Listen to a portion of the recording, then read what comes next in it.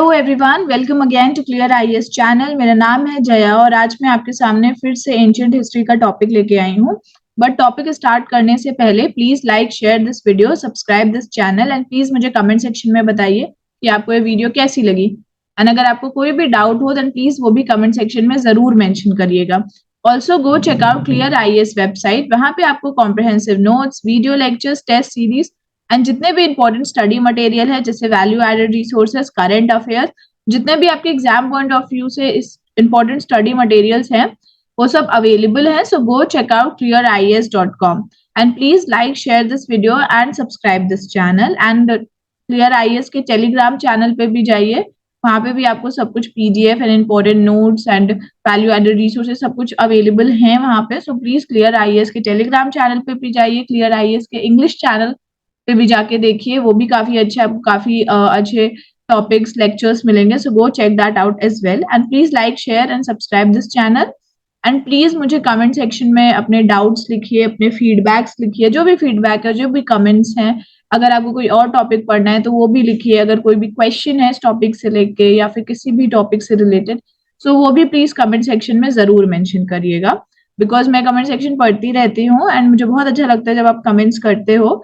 So please आप करो, doubt भी पूछो, क्वेरीज हैं वो सब प्लीज क्लियर करो, बिकॉज आपके लिए ही वो बेनिफिशियल होगा। सो हम लोग ने लास्ट वीडियो में क्या पढ़ा, हमने साकास, पार्थियंस एंड कुशान्स पढ़े। उससे पहले हमने क्या पढ़ा था, इंडो ग्रीक्स के बारे में, सतवाहनास के बारे में। देन अर्लियर हमने शुंगा एंड कन्वर्स के बारे में पढ़ लिया था। जैसे मैं आपको हमेशा क्विक रिवीजन कराती हूँ टॉपिक स्टार्ट करने से पहले, सो इसमें भी मैं आपको क्विक रिवीजन करा देती हूँ। तो हमारे पहले क्या आते हैं, मौर्यंस। मौर्यंस के बाद अगर हम देखेंगे, देखो पहले तो क्रोनोलॉजी आपको याद है ना कि हरियंका आते हैं, देन शिशुनाग आते हैं, देन नंदा आते हैं, देन मौर्यंस आते हैं, देन शुंगा आते हैं। ये क्रोनोलॉजी याद रखिए, बिकॉज कई बार कई एग्जाम्स में, स्टेट पीसीएस के, यूपीएससी में ये क्रोनोलॉजी पूछी गई है, क्रोनोलॉजी से क्वेश्चंस बन जाते हैं, तो ये क्रोनोलॉजी याद रखिएगा। सो मौर्यंस है, मौर्यंस को किसने हटाया, शुंगास ने हटाया। तो शुंगा डायनेस्टी स्टैब्लिश किसने की थी, पुष्यमित्र शुंगा ने की थी। इनकी कैपिटल क्या थी, विदिशा थी, that is MP. So last जो मौर्यन रूलर थे बृहद्रथ, उनको उनके ही कमांडर इन चीफ ने हटा दिया था, दैट इज पुष्यमित्र शुंगा, और फिर उन्होंने शुंगा डायनेस्टी की स्थापना की, दैट इज 185 बीसी में। अगर देखेंगे सो पुष्यमित्र शुंगा जो है वो स्टॉन्च एडरेंट बिलीवर थे हिंदुज्म के। ये ब्राह्मण, इनको पहले एक्चुअली शुंगास ना ब्राह्मण्स थे। सो क्या हुआ था ना, अगर मैंने आपको मॉरियंस में पढ़ाया होगा कि उस टाइम पे, मॉरियंस के टाइम पे ब्राह्मणिज्म को इतना ज्यादा इंपॉर्टेंस नहीं दी जाती थी, सो रिवॉल्ट्स भी हुए। सो ये जो पुष्यमित्रा है ये ब्राह्मण्स थे। तो एक ये भी बताया जाता है मौर्यन एम्पायर का डिक्लाइन होने का कि ब्राह्मणिज्म को इतनी इंपॉर्टेंस नहीं मिली, तो पुष्यमित्र शुंगा आके खड़े हो गए। तो ये एडरेंट बिलीवर है हिंदुज्म ब्राह्मणिज्म के। ऑल दो ये हिंदुज्म ब्राह्मणिज्म के तो बिलीवर हैं ही, साथ ही ग्रेट बुद्धिस्ट स्तूपा जो हो गया भरूच में, ये भी इन्हीं के शुंगा के टाइम पे ही बनाया गया था।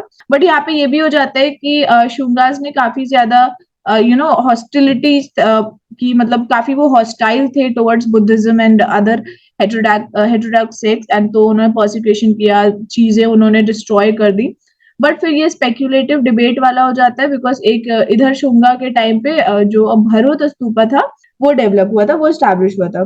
फिर पुष्यमित्र शुंगा के बाद कौन आते हैं, उनके बेटे आते हैं अग्निमित्र। और अग्निमित्र से रिलेटेड मैंने क्या बताया था कि जो कालिदास है उनका जो प्ले है मालविका अग्निमित्र, वो अग्निमित्र के ही बारे में है। एंड प्लस इस मालविका अग्निमित्र में हमको काफी कुछ देखने को मिलता है शुंगा के बारे में। आफ्टर अग्निमित्र बहुत सारे सीरीज ऑफ वीक रूलर्स आए, जैसे वासुमित्र, वज्रमित्र, भागभद्र, देवभूति। तो जिसकी वजह से वीक रूलर्स आए तो ये डायनेस्टी क्या हो गई, डिक्लाइन होने लग गई। फिर अगर हम देखेंगे सो जो देवभूति हैं वो लास्ट रूलर थे, याद रखिएगा, Devabhuti is the last ruler of the Shunga. And उनको किसने हटाया, उनको वासुदेव ने हटाया। फिर कन्वा डायनेस्टी फॉर्म हुई। अगर हम शुंगा डायनेस्टी की देखेंगे तो उसमें हमने रिवाइवल ऑफ ब्राह्मणिकल इन्फ्लुएंस देखा, जिसमें भगवता रिलीजन काफी इंपॉर्टेंट हुआ। जो पतंजलि थे, ऑथर ऑफ महाभाष्य, उन्होंने 2 अश्वमेध यज्ञ परफॉर्म कराया, मतलब पुष्यमित्रा जो शुंगा थे उन्होंने 2 अश्वमेध यज्ञ सैक्रिफाइसेस परफॉर्म कराए, जिसके प्रीस्ट कौन थे, पतंजलि थे। अगर हम आर्ट्स में देखें तो भरूच स्तूपा सबसे फेमस मॉन्यूमेंट है शुंगा पीरियड का। जो फाइन गेटवे रेलिंग है जो सांची स्तूपा को सराउंड करती है, जो अशोक ने बनाया, वो भी कंस्ट्रक्ट हुआ था शुंगा पीरियड के टाइम पे। तो ये शुंगास हुए। फिर आते हैं हमारे कन्वास। कन्वास की कैपिटल पाटलिपुत्र हो जाती है। वासुदेव कन्वा जो है वो इनके फाउंडर हैं कन्वा के। तो इन्होंने किसको हटाया? देवभूति को हटाया, मर्डर कर दिया। एंड उसके बाद कन्वा डायनेस्टी फॉर्म हुई। जो सुसुरमन वो लास्ट रूलर थे कन्वा डायनेस्टी के। एंड इनको भी किसने हटाया? सतवाहनास ने इनको हटा दिया। सो ये हमारे हो गए कन्वा, एंड हो गई। कन्वास इतने ज्यादा फ्लरिश नहीं कर पाए थे जितना शुंगास किया। और शुंगा के टाइम पे अगर हम देखेंगे तो पुष्यमित्र शुंगा के टाइम पे इंडो ग्रीक्स ने भी एंटर करने की कोशिश की थी, बिकॉज जब उन्होंने देखा कि अशोक रहे नहीं, उसके बाद के रूलर्स इतने अच्छे नहीं है, तो वो एंटर करने की कोशिश की और वो बंगाल तक आने की कोशिश की। बट पुष्यमित्र शुंगा ने क्या किया? उनको हटाया, उनको एंटर करने नहीं दिया इंडो ग्रीक्स को। फिर अगर सतवाहनास देखें तो सतवाहनास की अगर कैपिटल पैथान है, महाराष्ट्र हमारी हो गई। एंड जो most important native successor Mauryans के अगर हम देखेंगे डेक्कन में एंड सेंट्रल इंडिया में, वो सतवाहनास ही थे। सतवाहना आइडेंटिकल है आंध्रास के, और आंध्रास के बारे में हमने पुराण में देखा हुआ है। मतलब ये आंध्रा ट्राइब इनको बोला जाता है, ये सतवाहनास को। जो अर्ली सतवाहना किंग थे वो आंध्र में नहीं अपेयर हुए, बट महाराष्ट्र में अपेयर हुए, इसीलिए हमें ज्यादातर इंस्क्रिप्शन महाराष्ट्र से मिलता है। अगर हम फाउंडर की बात करेंगे तो जो सिमुखा है वो फाउंडर है सतवाहना के, सतवाहना डायनेस्टी के। फिर सतकर्णी फर्स्ट थर्ड रूलर है, मतलब सतकर्णी से पहले कान्हा आते हैं, सिमुखा के भाई। उसके बाद सतकर्णी फर्स्ट आते हैं, थर्ड रूलर। उन्होंने पावर एंड प्रेस्टीज जो थी सतवाहना की वो बढ़ाई। उसके बाद थर्ड रूलर के बाद अगर हम मिडिल एरा फेज में आते हैं सतवाहना के, तो कितने अच्छे रूलर्स नहीं आ पाए थे, तो सतवाहना की पावर कम हो रही थी। बट देन अगर लेटर सतवाहनास के बारे में बात करें, जैसे हाला आए, सो जैसे हाला 17th रूलर थे। एंड अगर हाला का सबसे इम्पोर्टेंट कंट्रीब्यूशन क्या था? उन्होंने एक बुक लिखी थी गता सप्तशती शतादशी प्राकृत में। ये बेसिकली 700 इरोटिक वर्सेस थे, इसमें रोमांटिक बुक थी, लव के ऊपर ये उन्होंने लिखा था। एंड अगर हाला के कंटेम्प्रेरी की बात करें, बिकॉज ये क्वेश्चन आया है तो मैं आपको बता रही हूँ, इनके कंटेम्प्रेरी कौन थे हाला के? गुणाढ्य थे। एंड ये ऑथर थे वृहत कथा के, एंड ये भी प्राकृत में लिखी गई है। ये हाला के कंटेम्प्रेरी थे। उसके बाद गौतमीपुत्र सतकर्णी की बात करें, सो इन्होंने रिवाइव किया सतवाहना पावर, एंड इन्होंने साका क्षत्रप नहापना को भी डिस्ट्रॉय कर दिया। एंड ये ग्रेटेस्ट सतवाहना रूलर इन्हें बोला जाता है। ये 23rd सतवाहना रूलर है। एंड ये इन्होंने मेट्रोनॉमिकल नेम अपनाया है, अपनी माँ का नाम अपनाया है। गौतमी बालाश्री ने इनके बारे में काफी कुछ बताया है नासिक इंस्क्रिप्शन में। फिर आते हैं वशिष्ठ पुत्र श्री सतकर्णी। सो ये 24th रूलर है। इन्होंने साका क्षत्रपा रुद्रदमन की बेटी से शादी की। देन यज्ञ श्री सतकर्णी, ये 27th रूलर हैं। एंड डायनेस्टी के लास्ट ग्रेट रूलर जो है वो यज्ञ श्री सतकर्णी है। देन पुलवमी थर्ड आते हैं, 38th रूलर है, ये लास्ट सतवाहना रूलर है। अगर हम देखेंगे तो सतवाहनास एक्चुअली 3 उसमें डिवाइड हो गया था, हमने पहले पढ़ा था।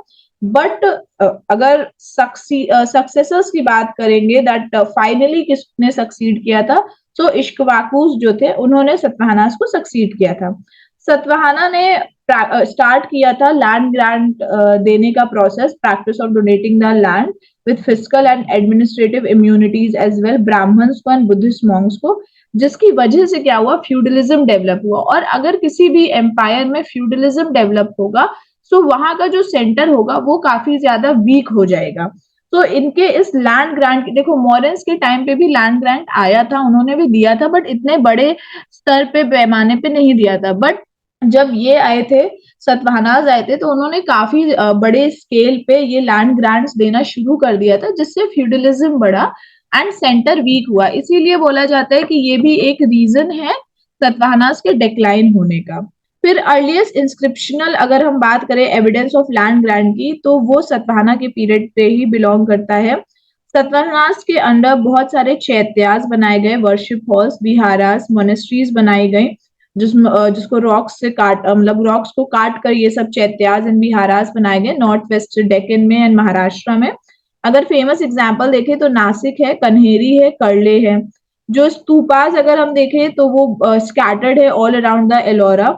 एंड मोस्ट फेमस अगर देखेंगे सतवाहना पीरियड के तो वो अमरावती हो गए, sculptural treasure house and Nagarjunakonda. Official language Satavahana की क्या थी? प्राकृत थी। सतवाहना ने कॉइन्स भी इशू किए थे लेड में, मेनली लेड में किए थे, than copper, bronze and Cochin में भी किया था उन्होंने। फिर बीच में और डायनेस्टीज आती है जैसे नागाज ऑफ गंगा मैंने बताया, फिर छेती या छेदी डायनेस्टी कलिंग की। तो जो हिस्ट्री है कलिंग की after the death of Ashok वो इतनी ज्यादा स्पेसिफिकली डिस्क्राइब्ड नहीं है, हमें बस खारवेला ऑफ कलिंग के बारे में ही ज्यादा पता है। एक नई डायनेस्टी फिर आई छेती या Chedi dynasty first century BC में, और इस डायनेस्टी के बारे में हमें हाथी गुम्पा इंस्क्रिप्शन में दिखा है of Kharavela, that is third ruler of dynasty. Then अगर हम देखेंगे सो ये फॉलोवर हैं जैनिज्म के। Kharavela was very liberal patron of Jain monks and इन्होंने केव्स भी बनाया है उदयगिरी हिल्स में नियर भुवनेश्वर इन ओडिशा। अब अगर हम बाहर के फॉरेन सक्सेसर्स को देखेंगे मौर्यंस के, तो फॉरेन सक्सेसर्स में कौन आते हैं? पहले इंडो ग्रीक्स आते हैं। तो जैसे मैंने आपको पहले ही बताया था कि ये हमारा इंडिया अगर हुआ, सो यहाँ पे हमारा ये नॉर्थ वेस्ट हम है, यहाँ पे बैक्टीरिया। सो इस बैक्टीरिया वाले रीजन में पहले इंडो ग्रीक्स रहते थे, देन ऊपर ये साकाज हो गए, हमारे यूशी ट्राइब्स हो गए, इधर पार्थियंस हमारे आ जाते हैं। सो क्या था कि इंडो ग्रीक्स को इधर साकाज एंड यूशी ट्राइब्स काफी ज्यादा पुश कर रही थी। सो ये यहाँ पे जब अशोक की डेथ हो गई तब यहाँ पे नॉर्थ वेस्ट में एक वैक्यूम क्रिएट हो गया, तो इंडो ग्रीक्स यहाँ पे एंटर हो गए। ओके, फिर साकाज क्या हुआ? फिर यहाँ पे बैक्टीरिया वाले रीजन में क्रिएट हो गया वैक्यूम, तो साकाज यहाँ पे आ गए। फिर जब इंडो ग्रीक की पावर यहाँ खत्म हुई तो फिर से यहाँ पे एक वैक्यूम क्रिएट हुआ, तो साकाज जो बैक्टीरिया में थे वो यहाँ आ गए और यूशी फिर हमारे कहा आ गए, इस एरिया में आ गए। सो ऐसे क्या हुआ कि जहां जहां वैक्यूम क्रिएट होने लग गया तो जो पावर्स जो थी वो आने लग गई। सो ये हमारे इंडो ग्रीक्स आए, देन हमारे साकाज आए, हमारे सिंथियन साकाज आए, पार्थियंस आए, देन कुशाना यूशी ट्राइब्स आई। सो वन बाय वन ये जो फॉरेनर्स थे वो इन्वेड करते रह गए। इंडो ग्रीक बैक्टीरियन ग्रीक्स ये पहले फॉरेन रूलर थे नॉर्थ वेस्टर्न इंडिया के इन द पोस्ट मॉडर्न पीरियड। अगर हम मोस्ट फेमस इंडो ग्रीक की बात करें रूलर की, तो वो कौन है हमारे? वो मिनांदर है। मिनांदर को हम मिलिंद भी कहते हैं। ये बुद्धिज्म में कन्वर्ट हो गए बाय नागसेन या नागा अर्जुना, एंड इन्होंने सुदर्शना लेक को भी रिपेयर कराया था जो मॉडर्न्स ने बनाया था to irrigate the dry region of Saurashtra. And अगर हम मिलिंद के बारे में देखेंगे तो हमें मिलिंद पानो में काफी कुछ देखने को मिलता है, उनका कॉन्वर्सेशन विद नागसेन, एंड उसी के बाद वो क्या हुए? बुद्धिज्म में कन्वर्ट हो गए। The Indo Greek rule is very important अगर हम देखेंगे हिस्ट्री ऑफ इंडिया के उसमें, बिकॉज इन्होंने बहुत large number of coins issue किए थे। इंडो ग्रीक्स पहले थे इंडिया में जिन्होंने कॉइन्स इशू किए थे जिसपे किंग्स की फोटोज, किंग के पोर्ट्रेट बने हुए थे। देन ये पहले थे जिन्होंने गोल्ड कॉइन इशू किया था, एंड इन्होंने Hellenic that is Greek feature जो हो गए आर्ट में वो भी इंट्रोड्यूस किया था, जिससे गांधार स्कूल ऑफ आर्ट मिला था इन नॉर्थ वेस्टर्न इंडिया। सो ये सब जो आर्ट आर्किटेक्चर वाला है वो सब इंडियन आर्ट एंड कल्चर में कवर कर लेंगे।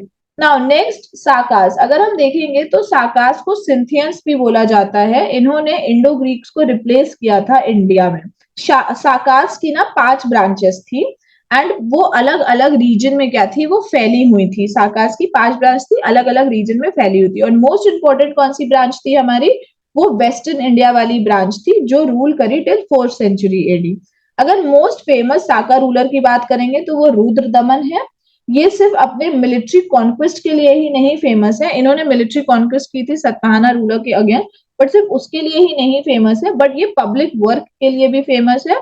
स्पेशली वो जो सुदर्शना लेक इन्होंने रिपेयर कराया था, एंड देन इनका पैटर्नेज ऑफ संस्कृत इसके लिए फेमस है। एंड इन्होंने ये जो हमारे रुद्र दमन है, he was the first ever मतलब he issued the first ever long inscription in chaste Sanskrit. फिर अगर हम और इम्पोर्टेंट साका रूलर की बात करें तो नहापाना है, ऊषभ देव है, घमातिका है, चष्टाना है, एक्सेट्रा। फिर 58 बीसी में एक किंग है उज्जैन के जिसको विक्रमादित्य बोला गया है, एंड उन्होंने लड़ाई की थी अगेंस्ट द शाका, एंड ये एरा को क्या बोला गया? विक्रम संवात बोला गया फ्रॉम 58 बीसी। एंड ये विक्रमादित्य का जो नाम है, जो टाइटल है, वो फिर बाद में 14 और किंग्स ने उसको अपनाया है।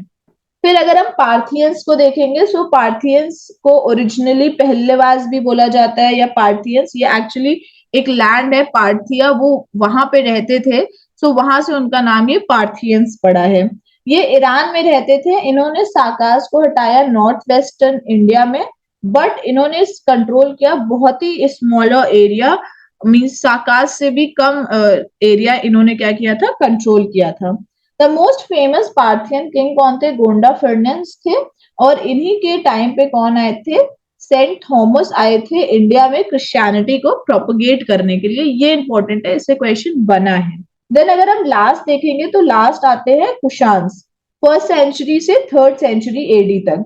तो जो कुशान्स थे, देखो 5 यूशी क्लान्स थे, सो उन 5 यूशी क्लान्स में कुशान भी एक क्लान था। इन्होंने पार्थियन को हटाया नॉर्थ वेस्टर्न इंडिया में, एंड उसके बाद ये लोअर इंडस बेसिन तक फैल गए and upper and middle Ganga basin तक फैल गए। इनका इधर मथुरा साइड, पाटलिपुत्र, बोध गया साइड, द गुजरात साइड, सो इतना इनके पास काफी ज्यादा एरिया इन्होंने कंट्रोल में कर लिया था, बिकॉज इनके रूलर्स काफी ज्यादा इफेक्टिव थे।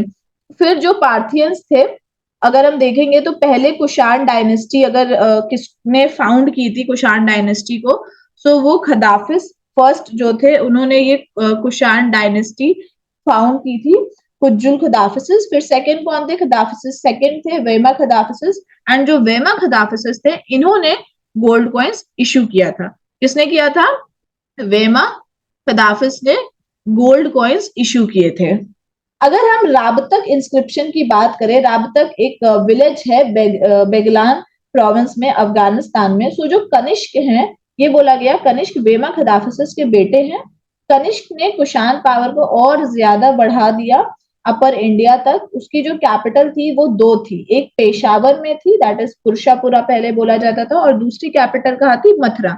मथुरा क्योंकि इंपॉर्टेंट ट्रेडिंग एंड ये कल्चरल पॉइंट था मथुरा, इसीलिए उन्होंने मथुरा में भी कनिष्क ने अपनी कैपिटल बनाई थी। एंड ये सब चीजें अगर हम देखेंगे तो वहां पे कॉइन्स, हमें मथुरा से कॉइन्स, स्कल्पचर्स मिले हैं, मोनेस्ट्रीज हमें पेशावर से मिली है। सो इससे पता लगा कि जो कुशान्स के टाइम की जो कैपिटल्स थी वो ये 2 कैपिटल्स थी। मोस्ट फेमस कुशाण रूलर कौन थे, कनिष्क थे। इनको सेकंड अशोक भी बोला जाता है कनिष्क को। इन्होंने क्या किया था, इन्होंने 78 एडी एरा स्टार्ट किया था, जिसको साका एरा बोला गया, जो गवर्नमेंट ऑफ इंडिया यूज करती है। कनिष्क एक ग्रेट पेट्रन थे महायान बुद्धिज्म के, एंड उनके टाइम पे फोर्थ बुद्धिस्ट काउंसिल भी कन्वीन की गई थी कुंडलवाना कश्मीर में, जहां पे महायान का जो डॉक्ट्रिन्स था, where the doctrines of Mahayana form of Buddhism, वो फाइनलाइज हुआ था। एंड लास्ट ग्रेट रूलर की बात करेंगे कुषाण की, तो वो कौन है, वासुदेव फर्स्ट है। सो ये हमने कुषाण डायनेस्टी का देखा। अगर हम देखेंगे सो कुषाण ने सिल्क रूट भी कंट्रोल करके रखा था, जो चाइना से स्टार्ट होता था, passing through their empire on to Iran and then western Asia. ये जो रूट था, ये सोर्स ऑफ ग्रेट इनकम था, ट्रेडिंग था फॉर द कुशान्स। कुषाण पहले रूलर थे इंडिया में जिन्होंने गोल्ड कॉइन्स इशू किए थे ऑन अ वाइल्ड स्केल। अगर हम रॉयल कोर्ट की बात करेंगे कनिष्क के, हम कनिष्क की अगर बात करेंगे तो कनिष्क ने सिर्फ बुद्धिज्म को ऐसा पैटर्नाइज नहीं किया था, बट उन्होंने क्या किया था, उन्होंने बुद्धिस्ट स्कॉलर्स या बाकी के स्कॉलर्स उनको भी पैट्रनाइज किया था, जैसे कि परसवा को, वासुमित्र को, अश्वघोष, नागार्जुन, चरखा, मथारा, इन सब स्कॉलर्स को भी इन्होंने पैट्रनाइज करके रखा था। एंड कनिष्क के अगर एडमिनिस्ट्रेशन में, सॉरी कुषाण के एडमिनिस्ट्रेशन की अगर हम बात करते हैं, सो इन्होंने पता है क्या किया था, इन्होंने जो ग्रीक्स, पार्थियंस, इंडियन, चाइनीज, सो इन सबके जो एडमिनिस्ट्रेशन था ना, उसको एक तरीके से मिक्स किया और अपना खुद का एडमिनिस्ट्रेटिव सिस्टम इन्होंने फॉर्म किया। प्लस इनके पास इतना फैलाव था, इतना ज्यादा इनके पास टेरिटरीज थी, सो इनका ट्रेडिंग भी काफी ज्यादा बढ़ा। उसके बाद फिर एडमिनिस्ट्रेटिव सिस्टम भी इनका काफी ऑर्गेनाइज एडमिनिस्ट्रेटिव सिस्टम था। So because of all these reasons Kushans काफी ज्यादा टाइम तक रूल किए, एंड उसके बाद वीक रूलर्स आए। देन इन्होंने एक फ्यूडलिज्म भी डेवलप किया था अपने एडमिनिस्ट्रेटिव सिस्टम में, फ्यूडल लॉर्ड्स इन्होंने एक पोस्ट क्रिएट की थी, तो जिसकी वजह से थोड़ा सा और प्रॉब्लम हुई और एडमिनिस्ट्रेशन में। बट इन ऑल अगर देखें तो कुशान्स ने काफी टाइम तक रूल किया, कनिष्क उसमें से ग्रेट रूलर बोले जाते हैं। एंड बेमक हदाफिस को हमें याद रखना है जस्ट बिकॉज उन्होंने गोल्ड कॉइन्स इशू किए थे। एंड खदाफिस फर्स्ट तो फाउंडर हमारे थे ही। से ये हमारा कुषाण डायनेस्टी हो गया। सो इतना हमने रिवाइज कर लिया ऑल इन ऑल। अब हम इस वीडियो में क्या पढ़ेंगे, पोस्ट मॉडर्न सोसाइटी के बारे में, उनकी इकोनॉमी के बारे में, आर्ट एंड आर्किटेक्चर के बारे में। देखो, जो आर्ट एंड आर्किटेक्चर है वो मैं आपको एक सुपरफिशियल बेस पे बता दूंगी, बट क्योंकि जब हम आर्ट एंड कल्चर पढ़ेंगे ना तो हम इंडस वैली से लेते हुए हम पोस्ट मॉडर्न तक आएंगे तो हम कंपेयर करते हुए चलेंगे। सो वो आपको इजी होगा याद करने में। अभी मैं सिर्फ आपको ना एक सुपरफिशियल आइडिया दे दूंगी, बाकी हम सोसाइटी, इकोनॉमी, ये सब हम इसमें देखेंगे कि ये कैसी थी पोस्ट मॉडर्न। ऑल्दो हमने अलग अलग देख लिया था कि सतवाहना की एडमिनिस्ट्रेशन कैसा था या फिर कुशांस का कैसा था, बट हम ऑल इन ऑल एक कंबाइंड वे में देखेंगे कि पोस्ट मॉडर्न के टाइम पे कैसा हमारा चला। देखो, एडमिनिस्ट्रेशन जानने की ज्यादा जरूरत नहीं है बिकॉज इनका एडमिनिस्ट्रेशन कुछ नहीं था। पहले तो पर्शियन एडमिनिस्ट्रेशन से एक तो इन्फ्लुएंस था इन सबका, शुंगा से लेके अगर हम इधर तक आएंगे कुशान तक तो पर्शियन से था। उसके बाद मौर्यन से इन्फ्लुएंस था इनका, पर्शियन से सत्रपा सिस्टम वो लेके आए थे। उसके बाद फिर इन्होंने ये डिवीजन किया था एंड कुछ डिपार्टमेंट्स फॉर्म किए थे, सो मौर्यन आया। फिर इन्होंने एक चीज ये की थी कि ग्रीक्स ने किया था कि मिलिट्री गवर्नर को प्रोविंशियल गवर्नर बनाया गया। सो ये उनका एक पॉइंट आया था जो बाद में कुशांस ने भी ये चीज अपनाई थी एंड पार्थियंस ने भी अपनाई थी, साकास ने भी अपनाई थी। सो इनका एडमिनिस्ट्रेटिव सिस्टम एज सच हमें कुछ जानने की जरूरत नहीं है। हाँ, सोसाइटी और इकोनॉमी हम थोड़ा जान सकते हैं। So let's start. The disintegration of the Mauryan Empire led to the rise of many regional kingdoms in different parts of the country. So हमें पता है कि जब मौर्यन एम्पायर डिसइंटीग्रेट हुआ, क्योंकि मौर्यन काफी बड़ा एम्पायर था, तो जब वो डिसइंटीग्रेट हुआ तो बहुत अलग अलग रीजनल किंगडम्स क्या हुए, वो हमारे राइज होने लग गए अलग अलग कंट्री में। At the same time we witness invasion by various groups of people based in Central Asia and western China. So हमारे इंडिया में तो किंगडम्स हमारे आ ही रहे थे, रीजनल किंगडम्स आ ही रहे थे, बट हमें बाहर से इन्वेजन्स भी देखने को मिला था। इंडो ग्रीक का, पार्थियंस का, सिंथियास का, यूशी ट्राइब, कुशानास का, इन सब का भी हमें इन्वेजन देखने को मिला था। So these were Indo Greeks, Scythians और द शाकास, पार्थियंस और the Pahlavas and the Kushanas. It was through such political processes that India came in closer contact with the Central Asian politics and culture. So ये इन्हीं की वजह से Indo Greeks, सिंथियंस, Parthians, Kushanas की ही वजह से क्या हमें देखने को मिला, हमें एक कॉन्फ्लुएंस देखने को मिला central Asian politics and Indian की पॉलिटिक्स में, कल्चर में हमें एक कॉन्फ्लुएंस, मल्टी एथनिसिटी हमें देखने को मिली। अब पहले आते हैं ट्रेड एंड कमर्शियल एक्टिविटीज पे। सो पहला हम इंटरनल और एक्सटर्नल ट्रेड रूट देखते हैं। So most important feature of the post modern period was the growth of trade and commerce both internally as well as externally. So important अगर हम feature देखेंगे post modern period का तो क्या था, trade था, कॉमर्स था, क्योंकि कोई भी जो भी एंटर किया है इंडिया में बाहर से उसने कैप्चर किया मेजर पोर्ट सिटीज। हमारे इधर तांबलीपिट कैप्चर किया, बारूच कैप्चर किया। सो ये जो इंपॉर्टेंट पोर्ट सिटीज उन्होंने क्या किया, कैप्चर किया। क्यों? क्योंकि उनको ट्रेड बढ़ाना था, उनको वेल्थ सबसे ज्यादा एक्वायर करना था। तो इसीलिए इन्होंने ट्रेड की तरफ ज्यादा काम किया। सो पोस्ट मॉडर्न पीरियड में हमें ट्रेड काफी ज्यादा देखने को मिला है, चाहे वो इंटरनली ट्रेड हो, इंडिया में ट्रेड करने की बात हो, या एक्सटर्नली बाहर ट्रेड करने की बात हो। There were two major internal land routes in ancient India. अब एंशिएंट इंडिया में दो मेजर इंटरनल लैंड रूट्स हैं। पहला कौन सा है, Uttarapatha, connected northern and eastern parts of India with north western fringes, that is present day Pakistan and further beyond. ये आपका इंपॉर्टेंट है। सो पहला हमारा उत्तरापथ है, तो उत्तरापथ ऊपर साइड है, नॉर्दर्न साइड है, तो इसने नॉर्थ को कनेक्ट किया and eastern part of India इधर इन्होंने कनेक्ट किया, इधर हमारा वो ताम्रलिप्त बंगाल वाला रीजन। सो उत्तरापथ ने ये कनेक्ट किया, नॉर्थ वेस्टर्न साइड से कनेक्ट किया, that is present day Pakistan. And the second is Dakshinapatha, connected the peninsular India with the western and northern parts of India.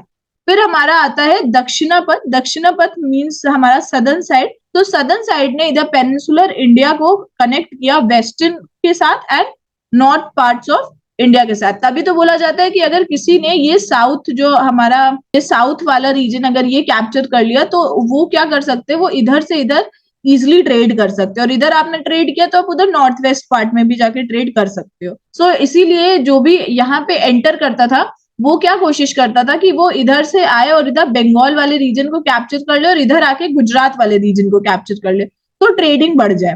तो दक्षिणापथ में क्या हुआ कि पेनिनसुलर इंडिया को वेस्टर्न एंड नॉर्दर्न पार्ट से ये कनेक्ट किया। सो ये हमारा दो इंटरनल क्या हुआ ट्रेड रूट हो गए। Dakshinapatha was the major route that connected north and south. Dakshinapatha major route था जिसने नॉर्थ एंड साउथ को क्या किया, कनेक्ट किया। It started from Kaushambi near Allahabad and running through Ujjaini, modern Ujjain, extended further up to Barikacha या Brigukacha, that is Baroch, an important port on the west side. अब देखो अगर हम इस इधर देखेंगे, यहाँ इस साइड हमारा इलाहाबाद कौशंबी आता है। सो अगर दक्षिण पथ का देखेंगे, सो इन्होंने ये हमारा कौशंबी इलाहाबाद को, सॉरी थोड़ा ऊपर होगा, कौशंबी इलाहाबाद को कनेक्ट किया, इधर उज्जैन के साथ कनेक्ट किया, और उसके बाद फिर ये उज्जैन के साथ हम कहा गए, ये बारीकुछा तक आ गए, सो बरोच तक आ गए। सो एक तरीके से क्या हुआ, ये पूरा ऊपर कौशंबी हमारा ईस्ट से लेके वेस्ट तक हमारा कनेक्ट करता हुआ दिखाई दे रहा है। The Dakshinapatha was further connected with Pratishthana, modern Paithan, the capital of Satavahanas.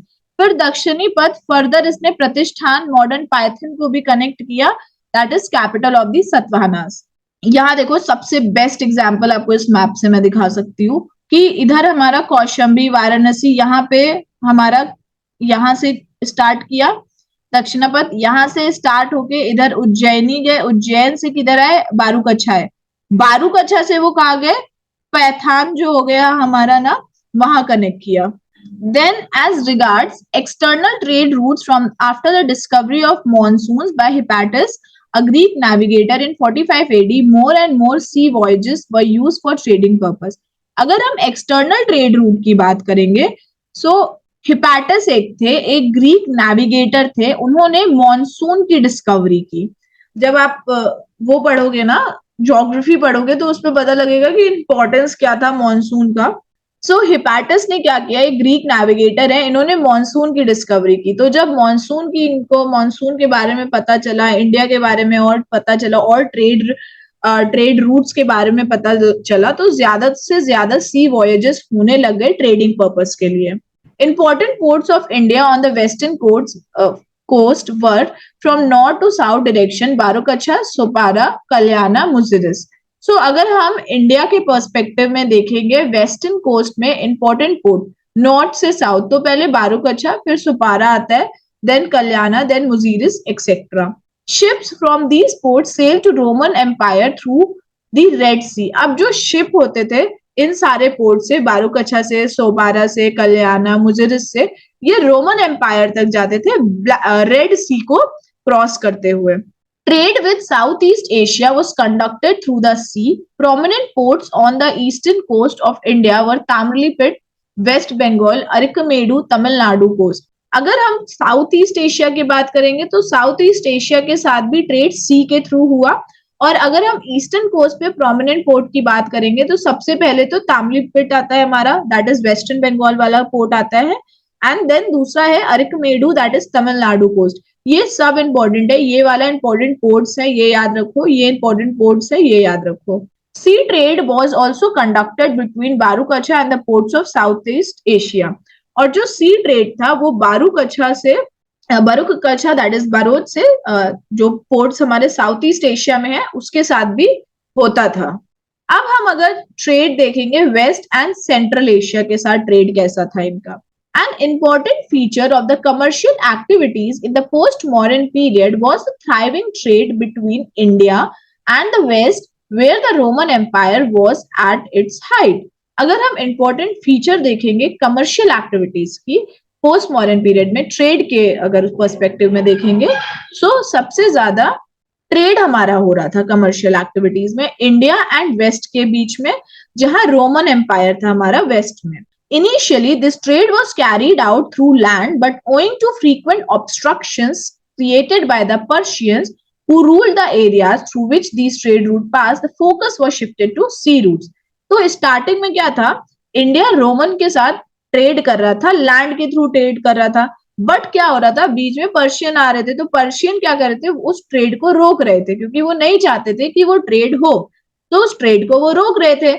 जब लैंड के थ्रू हो रहा था तो पर्शियन रोक सकते थे, बट उसके बाद क्या हुआ कि इंडिया ने क्या किया, ट्रेड करना चालू कर दिया हमारा सी के रूट के थ्रू रेड सी के थ्रू उन्होंने ट्रेड करना चालू किया।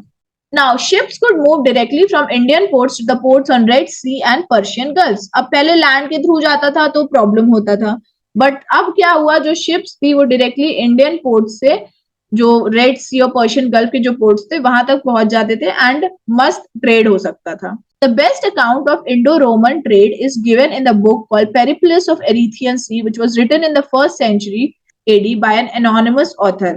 एक एनोनिमस ग्रीक राइटर हैं जिन्होंने पेरिप्लस ऑफ एरिथ्रियन सी लिखा है। इसको हम पेरिप्लस मैरिस एरिथ्रिया भी कहते हैं, that is sailing around the Red C.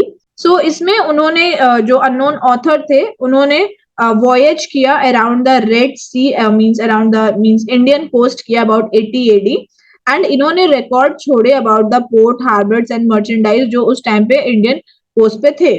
Then Periplus ने एक तरीके से आइडिया दिया मैरीटाइम एक्टिविटीज के बारे में जो एंशिएंट इंडिया के टाइम पे होता था।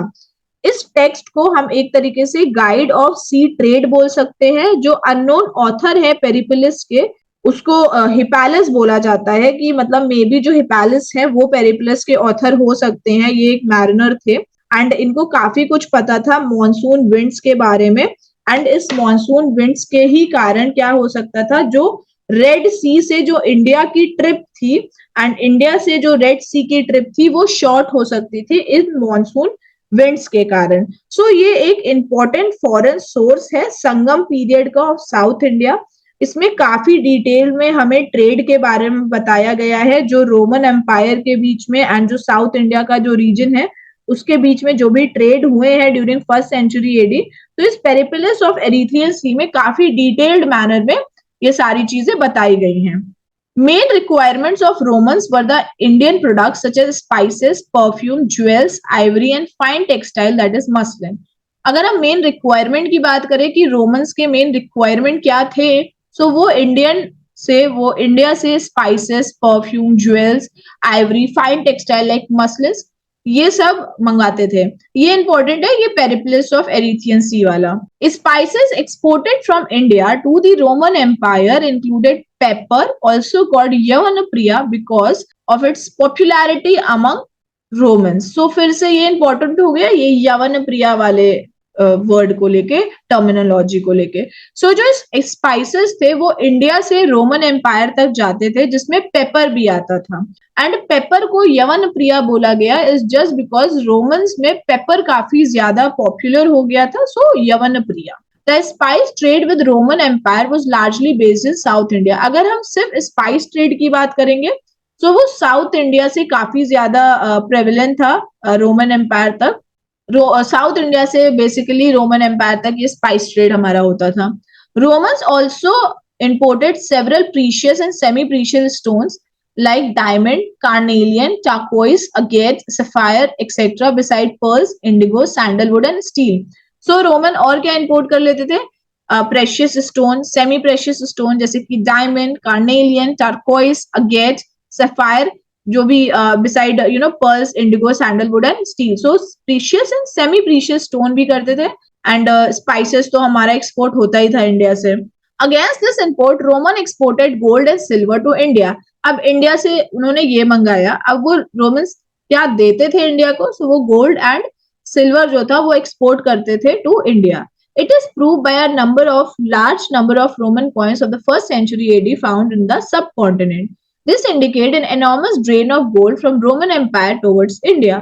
जो रोमन एम्पायर गोल्ड हमें भेजते थे, सिल्वर हमें भेजते थे, तो ये कैसे पता लगा, इज जस्ट बिकॉज हमें 1st century AD के ना रोमन कॉइन्स काफी ज्यादा देखने को मिले हैं इंडियन सब कॉन्टिनेंट में। इससे ये पता लगता है कि रोमन्स से इंडिया में काफी ज्यादा गोल्ड आया है। Other important items of export from Roman Empire included wine, which is indicated by wine amphorae, and sherds of Roman were found in significant number at Erechmedu in South India. अगर हम बाकी के और important देखें तो wine India import करता था, wine which is indicated by wine amphorae, and sherds of Roman ware. Sherds basically क्या होता था, एक ब्रोकन सिरेमिक मटेरियल आप मान लो, सो वो इंपोर्ट हो गया, ये सब इंपोर्ट होता था। एंड कहाँ पे होता था? Arikamedu in the South India. Beside Western traders also brought tin, lead, coral and slave girls. And Western traders की अगर बात करें तो उन्होंने tin, lead, coral, slave girls, they also bought that. Silk was directly sent from China to Roman Empire through famous Silk Route passing through northern Afghanistan and Iran. अगर हम silk की बात करेंगे तो सिल्क कहाँ से आता था? चाइना से आता था। चाइना से वो डायरेक्टली रोमन एम्पायर तक जाता था, सिल्क रूट के थ्रू जाता था, जो नॉर्दर्न अफगानिस्तान और ईरान के थ्रू फिर वो रोमन एम्पायर में जाता था। After the annexation of Iran by Parthians, silk was diverted to western Indian ports to northwestern part of the subcontinent, and sometime it was transported via east coast to the west coast of India. Thus a lot of transit trade was there in silk between India and Rome. फिर हमने देखा था ना Parthians को, कि Parthians ने क्या कर दिया था? ईरान को एनेक्स कर लिया था। तो जो सिल्क जो डायरेक्टली जाता था, अब वो सिल्क डाइवर्ट हो गया वेस्टर्न इंडियन पोर्ट्स के साइड, मीन्स नॉर्थ। अब वो क्या होता था, यहाँ पे नॉर्थ वेस्ट पोर्ट है तो नॉर्थ वेस्ट पार्ट से वो यहाँ पे वेस्टर्न पोर्ट पे आता था। एंड समटाइम्स ये वेस्टर्न पोर्ट से कहाँ चला जाता था? ये ईस्ट कोस्ट होते हुए भी मतलब वेस्टर्न कोस्ट में आता था। मीन्स या तो डायरेक्टली नॉर्थ वेस्टर्न पार्ट से वेस्टर्न इंडियन पोर्ट तक आ रहा है ऑफ द इंडियन सबकॉन्टिनेंट, या फिर ये ट्रांसपोर्ट होता था ईस्ट कोस्ट पे, फिर ईस्ट कोस्ट से वेस्ट कोस्ट पे आता था। सो हम देख सकते हैं कि बहुत ज्यादा एक बड़े लेवल पे ट्रेड हुआ है सिल्क का between India and Rome. Next is economy. ये हमने ट्रेड पढ़ा, अब हम इकोनॉमी पढ़ेंगे। So great expansion of agriculture is witness in the post modern age because of the large scale use of iron, surplus was produce in agriculture. So हमें agriculture का expansion काफी देखने को मिला पोस्ट मॉडर्न पीरियड में, is just because उस time पे भी आयरन का यूज काफी बड़े लेवल पे था। So surplus was produced in agriculture as well. तो एग्रीगेरियन इकोनॉमी हम बोल सकते हैं। A large number of agricultural products were exported, which must have given a general boost to areas cultivating these groups. अब क्या हो रहा था कि जो एक्सपोर्ट जा रहा था वो एग्रीकल्चर प्रोडक्ट्स का भी एक्सपोर्ट जा रहा था। हमने पीछे ट्रेड में देखा कि एग्रीकल्चर प्रोडक्ट्स का भी एक्सपोर्ट जा रहा था। अब अगर एग्रीकल्चर प्रोडक्ट का एक्सपोर्ट हो रहा है, ट्रेड उसमें हो रहा है, तो इसका मतलब क्या होगा कि पोस्ट मॉडर्न पीरियड में कल्टिवेशन को बूस्ट मिला, एग्रीकल्चर को बूस्ट मिला इन ट्रेड की वजह से। Many historians consider the post-modern age as the mercantile age of India because of the thriving trade that was carried on during this period. अब ये फिर से important हो जाता है। So post-modern age को mercantile age of India भी बोला जाता है, is just because उस टाइम पे ट्रेड काफी ज्यादा अच्छा हो रहा था। Means moderns के comparison post-modern में ट्रेड काफी ज्यादा थ्राइव कर रहा था।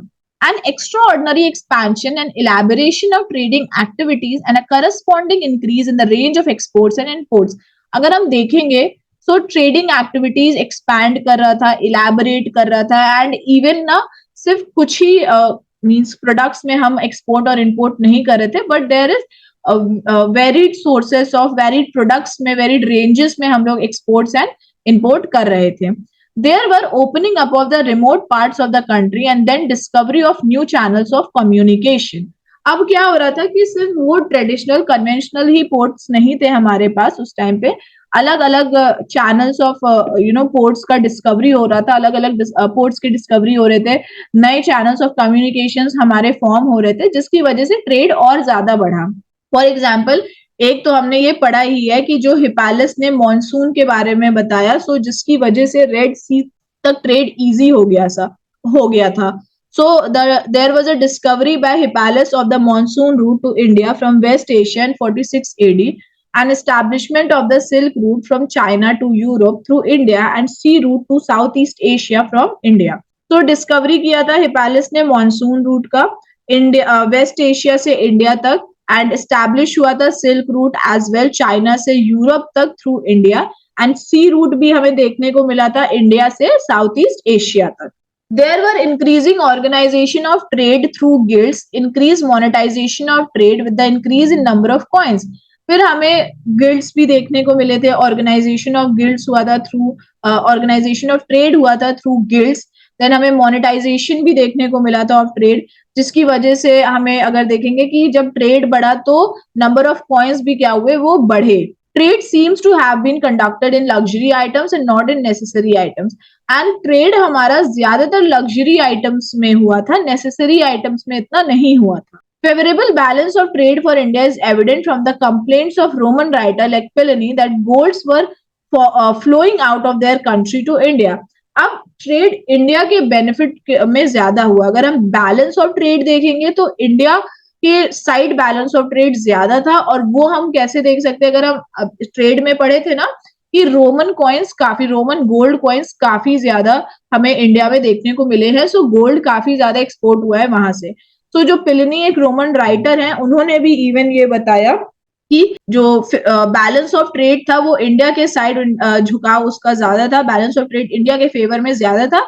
इज जस्ट बिकॉज जो गोल्ड था वो काफी बड़े लेवल पे फ्लो हो रहा था, एक्सपोर्ट हो रहा था फ्रॉम रोम टू इंडिया. अगर हम प्लिनी की बात करें तो ये एक रोमन हिस्टोरियन है और ये कंटेम्पररी थे कुशान रूलर कनिष्क के. ये कंटेम्पररी थे प्लिनी. इन्होंने इंसाइक्लोपीडिया टेक्स्ट लिखा था जिसका नाम है नेचुरलिस हिस्टोरिका. इनकी बुक का एक नाम है दैट इज नेचुरल हिस्ट्री. इन्होंने डिस्क्रिप्शन दिया था इंडिया के बारे में, जो भी उनको ग्रीक से एंड बाकी के वेस्टर्न मर्चेंट से जो भी इंफॉर्मेशन मिली उसके बेसिस पे इन्होंने डिस्क्राइब किया इंडिया को. इनकी जो टेक्स्ट है उसमें हमें डिटेल डिस्क्रिप्शन दिखा है about animals, plants and minerals of India along with the trade relation between Rome, that is Italy, and India. Next is arts and craft made much progress and there seems to be a significant advancement of technology and consequent improvement in the general standard of goods produced. अगर हम crafts और art and craft की बात करेंगे तो उसमें भी काफी प्रोग्रेस हमें देखने को मिला था. इज जस्ट बिकॉज हमें टेक्नोलॉजी में भी एडवांसमेंट देखने को मिला. देन हमें जनरल स्टैंडर्ड जो थे गुड्स, क्वालिटी ऑफ गुड्स भी काफी अच्छे प्रोड्यूस हुए. आर्ट्स एंड क्राफ्ट डेवलप हुए बिकॉज टेक्नोलॉजी डेवलप हुई. सो इन सब एरियाज में भी काफी ज्यादा प्रोग्रेस हुआ है. Pearls were exported from the port of Korkai at Kolchoi in Pandyan kingdom. ये फिर से इंपॉर्टेंट हो गया. उस टाइम पांड्यन किंगडम भी थे तो वहां से पर्ल्स एक्सपोर्ट होते थे कोरकई या कोलचोई पोर्ट से. Spices were exported from Malabar in Chera kingdom. Black pepper was known as Yavanpriya because Yavanas were fond of it. So black pepper was known as black gold. अब ये फिर से important हो गया. So ये जो spices हो गए, pearls ये साउथ साइड से हमारा ज्यादा आया. So जो spices थे ये मलाबार से एक्सपोर्ट होता था, that is Chera kingdom. And black pepper सबसे ज्यादा एक्सपोर्ट होता था एंड ब्लैक पेपर को यवन प्रिया बोला गया बिकॉज यवनाज मीन्स जो रोमन्स थे उनको ब्लैक पेपर काफी पसंद था. सो ब्लैक पेपर को एक तरीके से ब्लैक गोल्ड भी बोला गया है. So black pepper is black gold, इसे यवन प्रिया भी बोला गया है. Cutlery items made of iron were important exports to the Roman world. जो कटलरी आइटम्स हो गए जो आयरन से बने हैं, हमें पता है कि इंडिया में आयरन एबेंडेंस ज्यादा था. सो जो कटलरी आइटम्स हैं आयरन के बने हुए वो भी एक्सपोर्ट होते थे. Leather goods and Indian muslin coats were also exported to Roman Empire, so much so that Pliny suggested that ban should be imposed on Indian cutlery items and muslin so as to prevent the flow of gold to India. अब leather goods हो गए, Indian muslin clothes हो गए, ये भी Roman empire तक जाता था, ये भी एक्सपोर्ट होता था. और कटलरी आइटम जो आयरन के बने हुए हो गए, लेदर गुड्स हो गए, मसलिन क्लोथ्स हो गए, ये इस लेवल पे जाते थे, इतना ज्यादा एक्सपोर्ट होते थे कि जो प्लिनी थे उन्होंने इवन ये तक बोल दिया कि कटलरी आइटम्स जो हो गए, Indian cutlery item, muslin clothes, leather goods, इन सबको बैन करो बिकॉज काफी ज्यादा गोल्ड इंडिया की तरफ जा रहा है, फ्लो हो रहा है. सो हमें अब इन सारी चीजों को एक्सपोर्ट कराना बंद करना चाहिए. प्रतिष्ठान and Amravati were important producing centres. ये फिर इंपॉर्टेंट हो गया. जो प्रतिष्ठान और अमरावती है ये इंपॉर्टेंट कॉटन प्रोड्यूसिंग सेंटर्स थे. Salaka was a type of cloth produced from Mathura. Mathuram was a type of cloth produced in Madurai. ये फिर से इंपॉर्टेंट है. सलाका एक टाइप ऑफ क्लॉथ है जो मथुरा में प्रोड्यूस होता था एंड मथुरम एक टाइप ऑफ क्लॉथ है जो मदुरई में प्रोड्यूस होता था. Chinese silk was imported and converted into cloth called Chinapatta या चिनसुका. फिर चाइनीज सिल्क इंपोर्ट होता था एंड इस चाइनीज सिल्क को क्लॉथ में कन्वर्ट किया जाता था. इसको चिनापट्टा या चिनसुका बोला गया. Nattamedu in Tamil Nadu was glass bead making centre. फिर नतामेडा तमिलनाडु में है, ये ग्लास बीड मेकिंग सेंटर है. Slaves, gold, silver, copper, coral, high class pottery were imported. अगर हम इंपोर्टेड की बात करें कि क्या इंपोर्ट होता था, तो slaves, gold, silver, copper, coral, high class pottery, ये सब इंपोर्ट हुए हैं। Slaves were imported from Zanzibar and Madagascar. जो स्लेव्स थे वो ज़ांज़ीबार एंड मेडागास्कर से क्या हुए हैं, इंपोर्ट हुए हैं। Highest class of Roman pottery called Arretine या terra लिएटा has been found on a large scale than Argentine on the east coast of India. फिर एक high class of Roman pottery है जिसको एरेंटाइन बोला गया है या टेरा सिग्लिएटा बोला गया है। ये हमें काफी ज्यादा देखने को मिला है ईस्ट कोस्ट में of India. Roulette pottery was another type of pottery imported from Rome, found on larger scale than Argentine on the east coast of India. यहाँ पे ये वाली लाइन नहीं होनी चाहिए, यहाँ पे सिर्फ यही है दैट हाईएस्ट क्लास ऑफ, ये लाइन नहीं होगी, ये हो गया है, सो सॉरी। सो एक रूलेट पॉटरीज भी थी, रूलेट पॉटरी भी हमारी इंपोर्ट हुई है रोम से, एंड ये हमारी काफी ज्यादा लार्ज नंबर में इंपोर्ट हुई है then Arretine on the east coast of India. Ivory was imported from Ethiopia, then ivory भी इंपोर्ट हुई है इथोपिया से। Horses were imported from central Asia and west Asia, horses भी हमारे इंपोर्ट हुए हैं सेंट्रल एशिया से एंड वेस्ट एशिया से। Indians also imported gold, silver, copper, tin, spices from Indonesia. हमने इंडोनेशिया से भी gold, silver, copper, tin and spices import किए हैं। A Brahmin named Kondinya founded his own dynasty in Cambodia by marrying a local princess. अब trade इस level पे बढ़ गया कि जो एक ब्राह्मण थे जिनका नाम कौंडिन्या थे, इन्होंने खुद की डायनेस्टी भी इवन फॉर्म कर दी कंबोडिया में by marrying a local princess. The flourishing trade led to interaction between not only different Indian culture but also Indian and foreign culture leading to their synthesis. अब trade इतना ज्यादा बढ़ रहा था कि अलग अलग culture, foreign culture, Indian culture, इन दोनों के बीच में इंटरेक्शन होना शुरू हो गया, एक कॉन्फ्लुएंस होना शुरू हो गया। सो जिसकी वजह से हमें क्या देखने को मिला है, मल्टी एथनिसिटी देखने को मिला है। सो यहाँ पे वही बताया गया है कि ट्रेड की वजह से इंडियन कल्चर, फॉरेन कल्चर दोनों में एक सिंथेसिस, एक मिक्सचर देखने को मिला। We hear of voyages of daring merchants to Malay peninsula, Swarna Bhumi, Indonesia, Swarnadweep, Cambodia, Kambuja and Annam Champa. हमने बहुत सारे वॉयजेस भी देखे हैं जो मर्चेंट्स ने किए हैं, लाइक मलय पेनिनसुला तक किया जिसको स्वर्ण भूमि बोला गया, इंडोनेशिया तक किया गया that is Swarnadwip, Cambodia, Kambuja, Annam Champa. Indians regularly visited the port of Saudi Arabia and East Africa. We hear of Yavan settlement in India, more so in the south as in Muziris, Arkamedu, Kaveri Pattanam, etc. in the north. India कहाँ जाते थे, Saudi Arabia side भी उन्होंने trade किया। Indians जो merchants थे वो Saudi Arabia, east Africa side भी जाते थे।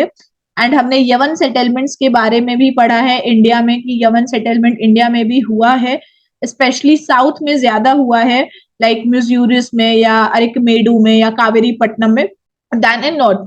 सो हमें साउथ के साइड पे हमें क्या देखने को मिलता है, एक सिंथेसिस देखने को मिलता है इंडियंस एंड यमन्स के बीच में। All this led to spread of Indian culture to Southeast Asia, Central Asia and Western Asia. Also Indian culture was in turn influenced by culture of these areas. तो trade की वजह से, trade सबसे important है, so trade की वजह से Indian culture south east Asia, central Asia, western Asia, इन सारी जगहों पे फैला। एंड इवन जो ट्रेड हमने किया है, सो हमारे कल्चर में भी हमें इन सबके इन्फ्लुएंसेस देखने को मिले हैं, अलग अलग कल्चर के इन्फ्लुएंसेस हमें इंडिया में भी देखने को मिले हैं अलग अलग पार्ट्स में। Ports has many names. अब एक पोर्ट का सिर्फ एक नाम नहीं था, बहुत सारे नाम थे। अब एग्जांपल हम देखते हैं, जैसे कि ports of Bharuch was also called Baruch, Barukacha, Berigeza या बारिका कच्छू। Then Sopra was also known as Suparika, Kalyana as Kalyena, Arikamedu as Poduka, then Korkoi as Kolchoi, Masulipatnam as Musalia, Urayur as Argaru, Tindis as Punane, Muziris as Kreganor, Nora as Kenor, Kaveri Pattanam as पुहार। So ports के भी अलग अलग नाम थे। अब हम आते हैं क्राफ्ट्स एंड इंडस्ट्रीज में। अभी तक हमने ट्रेड पढ़ा, इकोनॉमी पढ़ी, एग्रीगेरियन हमने इकोनॉमी देखी, ट्रेड काफी ज्यादा बढ़ा, सो ट्रेड की वजह से हमें कल्चरल कॉन्फ्लुएंस सिंथेसिस भी देखने को मिला। देन ट्रेड हमारा काफी रोमन्स के साथ तो काफी ज्यादा था, सो ट्रेड एंड इकोनॉमी देखा। अब क्राफ्ट्स एंड इंडस्ट्रीज पे आते हैं। Crafts production started growing in this period with tremendous impetus as trade and commerce, both internal and foreign, was dependent to a great extent on the craft activities. अब जैसे agriculture में हमने देखा कि agriculture products export हो रहे थे, then import हो रहे थे, इंटरनली एक्सटर्नली हर जगह, सो उससे एग्रीकल्चर में बूस्ट मिला। सो सेम हम क्राफ्ट में भी आते हैं। जैसे हम अर्लियर हमने देखा कि आयरन के प्रोडक्ट्स हमारे हो रहे थे, लेदर प्रोडक्ट्स हो रहे थे, तो ये सारे प्रोडक्ट्स हमारे बाहर जा रहे थे, एक्सपोर्ट हो रहे थे। सो क्राफ्ट प्रोडक्शन हमारा इसलिए ही शुरू हुआ is just because trade and commerce काफी ज्यादा बढ़ गया। अब ट्रेड एंड कॉमर्स बढ़ा क्यों? ट्रेड एंड कॉमर्स बढ़ने की वजह से क्या हुआ, जो क्राफ्ट एक्टिविटीज हैं वो भी काफी बढ़ गए, बिकॉज ज्यादातर लोग अब इंडिया के प्रोडक्ट्स को क्राफ्ट्स को चाह रहे थे। सो इसकी वजह से एक बूस्ट मिला क्राफ्ट एंड इंडस्ट्रीज को। The age of Sakas, the Satavahanas, and the Kushanas in the first Tamil states were the most flourishing period in the history of commerce and crafts in ancient India. So अगर हम साकास की बात करें, सतवाहना की बात करें, Kushans की बात करें, पहले तमिल स्टेट की बात करें, तो इन सबके टाइम पे जो कॉमर्स, जो क्राफ्ट था, वो काफी फ्लरिश किया, काफी डिमांड थी यहाँ के क्राफ्ट प्रोडक्ट की बाहर के देशों में। The Dignikaya, which belongs to pre-modern times, mention almost 24 occupation, whereas Mahavastu, a text belonging to this period, catalog 3 dozen different types of workers living in Rajgir town. ये फिर important source of history का question है। So Dignikaya ये pre modern time की है, सो इसमें हमें 24 occupation के बारे में देखने को मिला है other than agriculture, whereas Mahavastu ये एक टेक्स्ट है प्री मॉडर्न पीरियड का ही। सो इसमें हमें 3 dozen different type of workers देखने को मिले हैं राजगिर टाउन में। The text called Milind Pano mentioned 75 occupation of which 60 were associated with craft. अगर हम टेक्स्ट देखेंगे मिलिंद पानो का, तो उसमें भी हमें 75 ऑक्यूपेशन के बारे में देखने को मिला है, जिसमें से 60 तो सिर्फ क्राफ्ट ही थे। The level of specialisation was very high and there were separate artisans working in gold, silver, precious stones, etc. ये प्री नहीं होना चाहिए, यहाँ पे पोस्ट होना चाहिए। सो लेवल ऑफ स्पेशलाइजेशन भी काफी ज्यादा था, गुड क्वालिटी ऑफ प्रोडक्ट्स थे, लोग स्पेशलाइज थे अपने खुद के काम में। सो इसीलिए सेपरेट आर्टिसंस थे, लाइक जो गोल्ड में स्पेशलाइज थे तो वो अलग थे, जो सिल्वर में थे वो अलग थे, अलग अलग प्रेशियस स्टोन के लिए अलग अलग आर्टिसंस थे हमारे। Craftsmen are largely associated with towns in literary texts, but some exhibitions show that they lived in villages as well. जो क्राफ्ट्समैन थे ये देखा गया कि वो टाउन्स में रहते थे, they were associated with towns, but अगर हम एग्जीबिशन के में देखें लिटरेरी टेक्स्ट में तो बताया गया कि क्राफ्ट्समैन टाउन्स से एसोसिएट करते थे, बट एग्जीबिशन देखेंगे तो ये बताया गया कि वो विलेजेस से भी बिलोंग करते थे। The field of mining and metallurgy made great advancement and specialization, as many as 8 crafts were associated with the working of gold, lead, silver, tin, brass, copper, iron, jewels and precious stone. Mining and metallurgy के अगर हम field में देखें तो post modern time, उस time पे भी काफी एडवांस था, स्पेशलाइज था, बिकॉज ऑफ बहुत सारी टेक्नोलॉजीज आ रही थी। एंड जो 8 क्राफ्ट थे वो डायरेक्टली एसोसिएटेड थे विद माइनिंग एंड मेटलर्जी से, जैसे कि गोल्ड हो गया, लेड हो गया, silver, tin, brass, copper, iron, jewels and precious stone. Technological progress in iron manufacturing is clear from the excavation of specialized iron artifacts from Nalgonda and Karimnagar district of Telangana.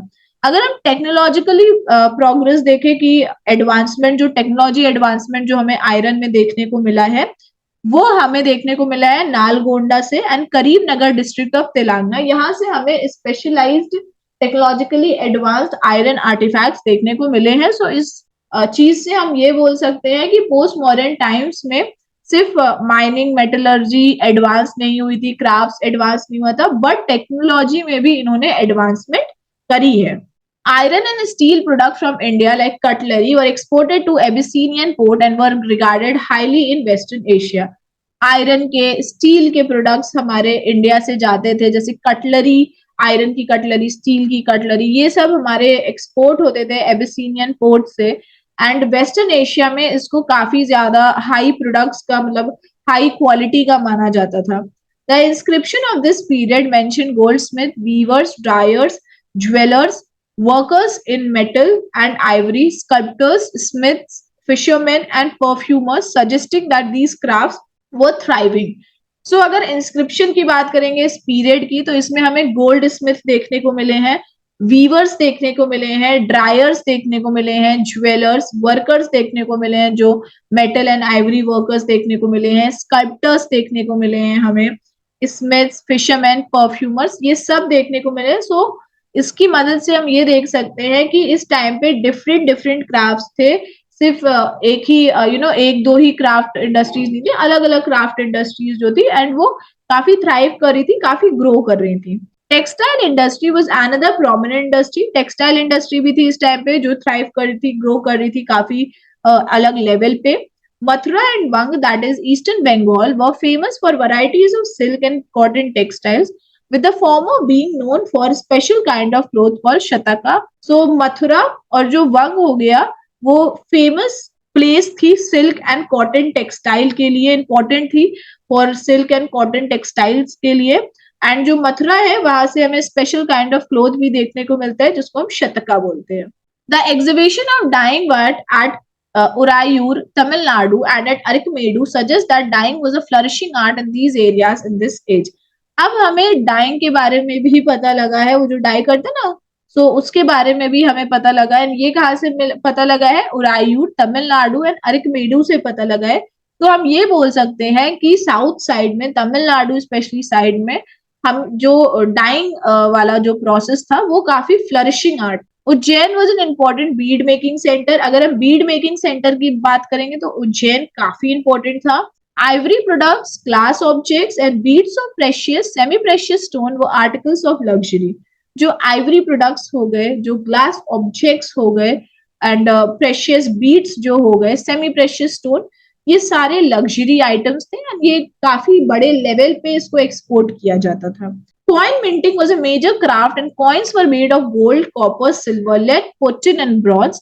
The craftsmen even made fake coins as well. अब coins क्या था, जो अगर हम देखेंगे post modern time पे coins काफी बड़े लेवल पे मिंट किए गए थे। अलग अलग डायनेस्टीज आए, उन्होंने अपने खुद के कॉइन्स मिंट किए एंड रोम से भी हमारे काफी गोल्ड आए तो उधर कॉइन्स हमारे और मिंट हुए।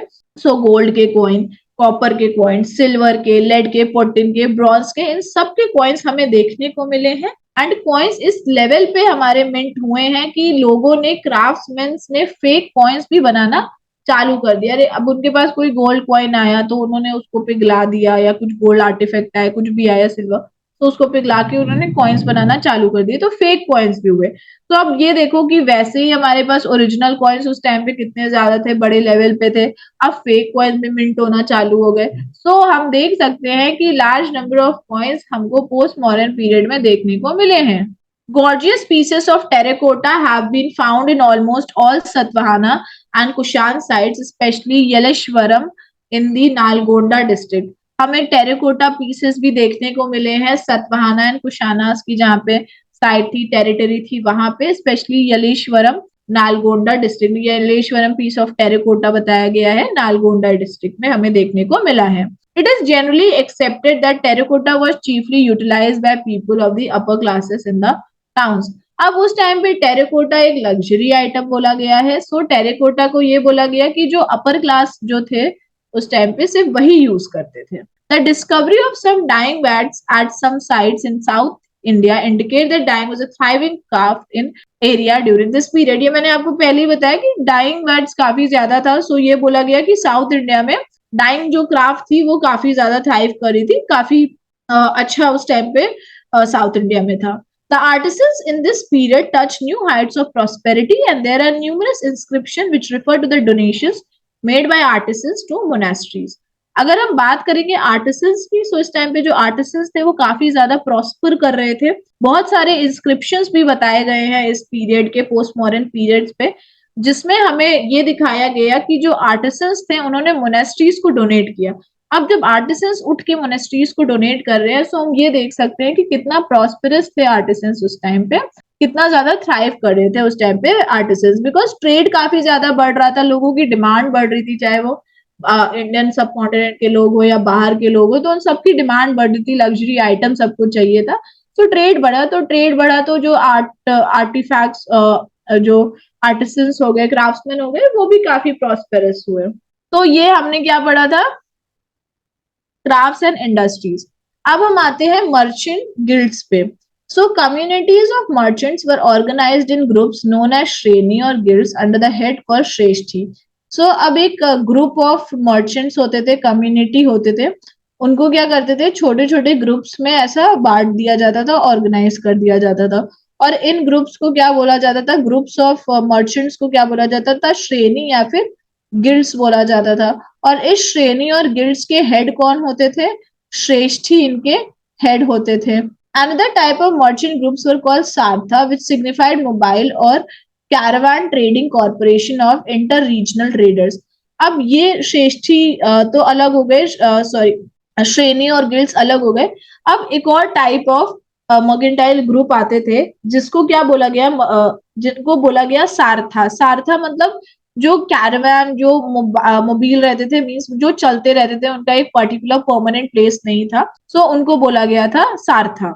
The leader of such guild was sarthavaha. अब जो श्रेणी के या गिल्ड्स के जो लीडर थे उनको श्रेष्ठी बोला गया, जो सारथा के जो लीडर थे उनको सार्थवाहा बोला गया। Like merchants, almost all craft vocation were also organized into guilds, each under a headman called ज्येष्ठ या प्रमुख। अब मर्चेंट्स के अलावा भी, जैसे मर्चेंट्स हो गए, तो उसके अलावा जितने भी क्राफ्ट्स थे, जितने भी क्राफ्ट ऑक्यूपेशन थे, उन सबको गिल्ड्स में, ऑर्गेनाइजेशन में, ग्रुप्स में ऑर्गेनाइज किया गया, और जिनके हेड कौन बने, ज्येष्ठ या प्रमुख बने। These included weavers, corn dealers, bamboo workers, oil manufacturers, potters. सो जो बाकी के जो क्राफ्ट्स थे उसमें वीवर्स भी आ जाते थे, कॉर्न डीलर्स आ गया, बैम्बू वर्कर्स आ गए, ऑयल मैन्युफैक्चरर, पॉटर्स, और बहुत कुछ, कोई जो क्राफ्ट ग्रुप्स होते थे वो आते थे। The guilds were basically association of merchants and craftsmen following the same profession or dealing in the same commodity. जो गिल्ड्स थे वो बेसिकली एक एसोसिएशन थे मर्चेंट्स के या फिर क्राफ्ट्समैन के, एंड वो सेम प्रोफेशन फॉलो करते थे। फॉर एग्जाम्पल, अगर मर्चेंट का एक ऑर्गेनाइजेशन है तो उनका एक सेम प्रोफेशन होगा, एंड वो सेम कमोडिटी के साथ डील करेंगे। जैसे कि बैम्बू वर्कर की बात करें तो इन्होंने एक ऑर्गेनाइजेशन बनाया, गिल्ड बनाया, जिसके हमारे हेड हो गए ज्येष्ठ या प्रमुख। तो अब हर एक जो ग्रुप होगा ना, वो इसी बैम्बू के उसमें ही क्या करेगा, डील करेगा। सो सेम प्रोफेशन ही वो फॉलो करेगा। Each guild had its head and followed its own rules with respect to the quality and prices in order to regulate their business on the basis of mutual goodwill. अब हर एक guild, हर एक organisation का एक head होता था, और वो जो हेड होता था वो रूल्स बनाता था कि क्वालिटी कैसी होनी चाहिए, प्राइस कैसी होनी चाहिए, एंड जितने भी नीचे के जो डीलर्स होंगे ना, वो उसी क्वालिटी, उसी प्राइस पे वो काम करेंगे, ताकि वो लोग क्या कर सके, अपने बिजनेस को रेगुलेट कर सके, एक म्यूचुअल गुडविल के बेसिस पे बना के चल सके। बिकॉज अगर ग्रुप टूटा, गिल्ड टूटा, तो काफी दिक्कत हो सकती है। They elect their head and frame their own rules regarding prices and quality, etc., to regulate their business on the basis of mutual goodwill. सो वो खुद के हेड को इलेक्ट करते थे, वो खुद के रूल्स फ्रेम करते थे regarding the price, regarding the quality, ताकि उनका बिजनेस अच्छे से चल सके। They also served as banks and receive deposit from public on the fixed rate of interest. ये लोग, जो ऑर्गेनाइजेशन होता था ना, ये एक बैंक की तरह भी काम करता था, ये लोगों से डिपॉजिट भी लेता था एक फिक्स्ड रेट ऑफ इंटरेस्ट में। जैसे आज के टाइम पे बैंक काम करते हैं ना, वैसे उस टाइम पे भी ये ऑर्गेनाइजेशंस बैंक की तरह काम करते थे।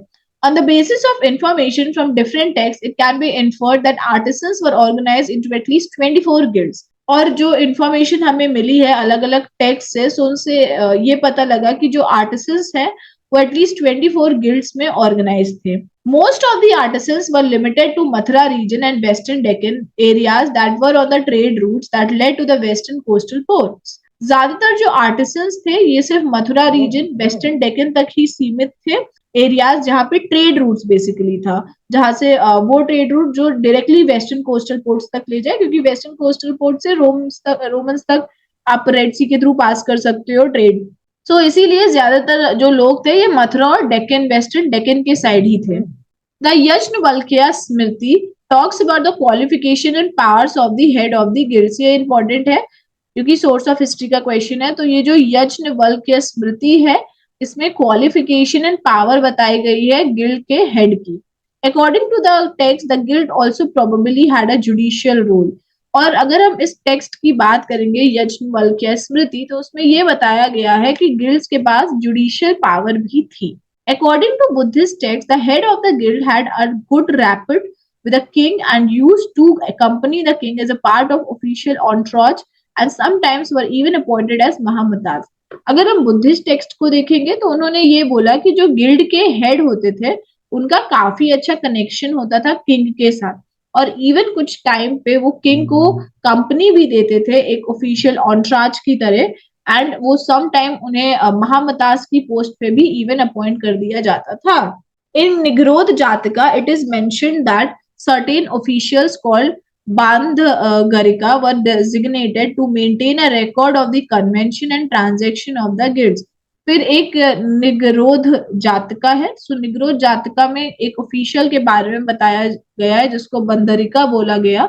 एंड बंदरिका का काम क्या होता था कि वो रिकॉर्ड मेंटेन करते थे किसी भी ट्रांजैक्शन, किसी भी कोई भी अगर बिजनेस हो रहा है, कन्वेंशन हो रहा है, ट्रांजैक्शन हो रहा है उस गिल्ड का, तो वो रिकॉर्ड मेंटेन करना उनका काम होता था।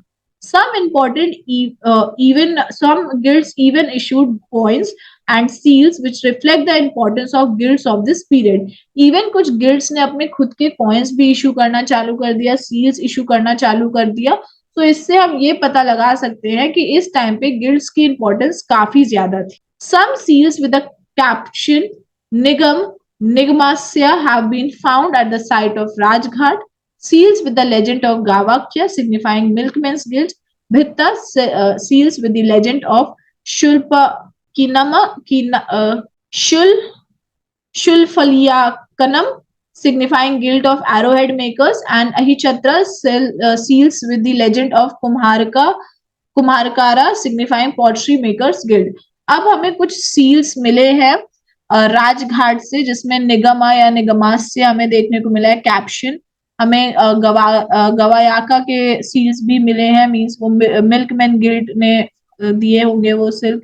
भीता हो गए, एरोहेड मेकर्स के सिल्क हो गए, सील हो गए। अहिचित्रा जिसमें हमें पॉटर्स के सील देखने को मिले। सो डिफरेंट डिफरेंट गिल्ड्स ने क्या किया है, डिफरेंट अलग अलग खुद के सील्स, खुद के कॉइन्स भी इश्यू किए हैं। सो अब ये हमने क्या देखा, मर्चेंट गिल्ड्स देखे। अब हम आने वाले हैं अर्बन सेटलमेंट के ऊपर। So town prospered in the Kushan and the Satvahana Empire because of the growing trade with the Roman Empire. तो ये तो हमें पता है कि ट्रेड काफी ज्यादा बढ़ रहा था रोमन एम्पायर के साथ। सो इसीलिए कुशान और सतवाहना के टाइम पे क्या हुए, टाउन्स फॉर्मेशन चालू हुए, अर्बन सेटलमेंट चालू हुआ, टाउन प्रॉस्पर करना चालू हो गए। The country traded with the eastern part of Roman empire as well as central Asia. जो कंट्री थी वो ईस्टर्न पार्ट हो गया रोमन एम्पायर, उसके साथ ट्रेड करते थे, सेंट्रल एशिया के साथ भी ट्रेड करते थे। एंड टाउन्स में क्राफ्ट्स एंड इंडस्ट्रीज डेवलप करने लगे, ट्रेड बढ़ा, लोग प्रॉस्पर हुए, इसीलिए urban and town settlement start हुआ। Towns in Punjab and Western Uttar Pradesh thrive because the center of Kushan power lay in northwestern India. अगर हम सिर्फ पंजाब और वेस्टर्न यूपी के टाउन की बात करें, सो वो इसीलिए इतने थ्राइव किए, इसीलिए वो इतने प्रॉस्पर हुए, इज जस्ट बिकॉज जो कुशान्स थे उन्होंने अपनी कैपिटल ही वहीं बसा के रखी थी। लाइक उत्तर प्रदेश में मथुरा में उन्होंने अपनी कैपिटल बसाई थी। तो इसीलिए जो टाउन्स पंजाब वेस्टर्न यूपी के काफी प्रॉस्पर हुए। Most Kushan towns in India lay exactly on the northwestern और Uttarapath route passing from Mathura to Taxila. अगर हम कुशान के बारे में बात करें तो उनके टाइम पे जो टाउन्स थे वो एग्जैक्टली नॉर्थ वेस्टर्न या उत्तरापथ रूट पे थे। जो मथुरा से तक्षशिला तक जो रूट जाता है वहां पे थे। तो जब वहां पे हुए तो ट्रेड बढ़ा, क्योंकि वो ट्रेड रूट था। ट्रेड रूट पे ही अगर आप टाउन बनाते हो तो वो टाउन काफी ज्यादा प्रॉस्पर करेगा। The excavation revealed that urbanization was at peak in the Kushan phase, which is also applicable to the towns in the Shaka kingdom of Malwa and Western India. अगर हम एग्जीवेशन को देखेंगे तो हमें अर्बनाइजेशन देखने को मिला कुशान पीरियड में, एंड इवन जो शाका किंगडम हो गए थे उस टाइम पे भी हमें टाउन्स का प्रॉस्पेरिटी देखने को मिला था। अर्बनाइजेशन उस टाइम पे भी पीक पे था, especially Malwa and Western India का। The most important town was Ujjain because of it being the nodal point of two routes, one from Koshambi and other from Mathura. अगर हम most important town की बात करेंगे तो वो क्या था, वो उज्जैन था। क्यों? क्योंकि वो एक नोडल पॉइंट पे था। एक कौशंबी से रूट जो गया और दूसरा जो मथुरा से गया, उसके एक नोडल पॉइंट पे हमारा उज्जैन बसता है। The end of the Kushan Empire in the 3rd century gave a huge blow to the towns. फिर जब कुशान एम्पायर हमारा खत्म हुआ तो एक तरीके से जो टाउन था उसको थोड़ा सेटबैक फेस करने को मिला था, क्योंकि जो मेजर टाउन डेवलपमेंट अर्बनाइजेशन जो हुआ था वो कुशान्स के पीरियड में ही हुआ था। Also, with the ban on trade with India imposed by the Roman Empire from the 3rd century CE, town could not support the artisans and merchants of the Deccan region. Archaeological evidence also suggests a decline in the urban settlement after the Satavahana phase. अब क्या हुआ था कि import export trade Romans के साथ काफी ज्यादा बढ़ रहा था, जिससे रोम से coins, specially gold and silver coins काफी ज्यादा लेवल पे, लार्ज लेवल पे क्या हो रहे थे, वो इंडिया में जा रहे थे। तो जो रोम का अगर वेल्थ देखे तो वो कम हो रहा था। सो इसीलिए बैन हो गया था इंडिया के साथ ट्रेड रोमन्स का, एंड जिसकी वजह से ज्यादातर जो हमें प्रॉफिट था वो रोमन से ही मिल रहा था। सो जिसकी वजह से जो टाउन थे वो सरवाइव नहीं कर पाए थे, एंड आर्टिसंस एंड मर्चेंट्स जो थे डेक्कन रीजन के उस टाइम पे जो टाउन में सेटल थे वो सर्वाइव नहीं हो पाए। सो यहाँ पे ये सेटबैक मिला। एंड दूसरी बात क्या हुआ, आर्कियोलॉजिकल एविडेंस ने ये भी बताया कि अर्बन सेटलमेंट जो था, जब सतवाहना का फेज डिक्लाइन हुआ तो अर्बन सेटलमेंट भी एक तरीके से डिक्लाइन हुआ। जैसे कुशान के पीरियड में जब कुशान डिक्लाइन हुआ तो हमें एक सेटबैक देखने को मिला था, तो सेम सतवाहना के टाइम पे भी था कि जब वो डिक्लाइन हुए तो एक सेटबैक अर्बनाइजेशन के टर्म में हमें देखने को मिला था। Next is social structure, that is society. So most outstanding feature of social order during 200 BC to 300 AD was the traditional Indian order based on the one was being threatened by the influx of the foreigners such as Greek, Shakas, Parthians, Kushans, foreigners, while Yavanas in the south. अगर हम सबसे important चीज देखेंगे सो जो social order हमें पता है India में वर्ण सिस्टम पे बेस्ड था, दैट इज 4 वर्ड्स पे बेस्ड था हमारे।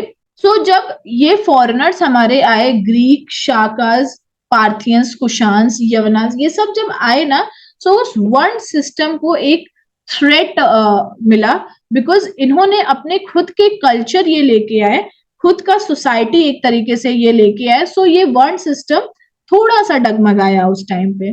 The presence of foreigner in India in such large number pose a threat to caste system as well.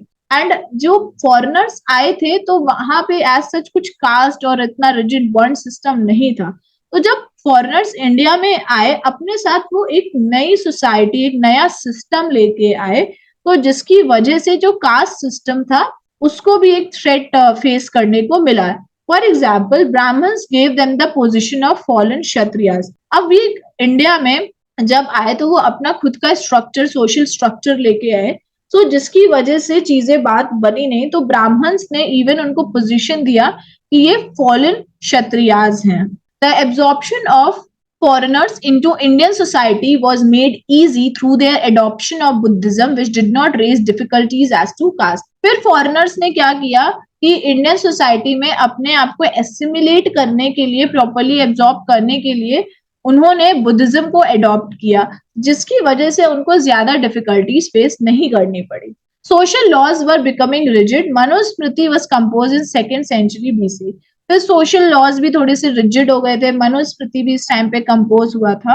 वर्ण system existed in theory only, दो claims were made to defend country, religion and Brahmins from foreigner and to put an end to one smarka, but these were hollow claims. As a Satvahana ruler, Vashishtaputra Sri Satkarni has no objection to marrying the daughter of Rudradaman.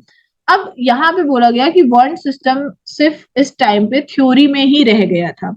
दो ये बोला गया कि religion of Brahmanism जो था उस time पे तब भी था, they were defending our country still foreigner से, एंड उन्होंने जो वर्ण स्मरका था तो उसको भी खत्म करने की कोशिश की, to put an end to it. Means हर एक तरीके से ये बोला गया कि ब्राह्मण्स रिलीजन जो हो गया वो डिफेंड हुआ है कंट्री में, खत्म नहीं हुआ। मतलब पहले अगर देखेंगे तो वैदिक ब्राह्मणिज्म में आप ये नहीं कर सकते थे कि आप अपने से नीचे जाति की से शादी नहीं कर सकते थे, किसी और फॉरनर एज सच आप शादी वादी नहीं कर सकते थे। बट ये सब हॉलो क्लेम्स थे जस्ट बिकॉज सतवाहना जो रूलर थे वशिष्ठ पुत्र श्री सतकर्णी, उन्होंने शादी की थी रुद्र दमन की बेटी से।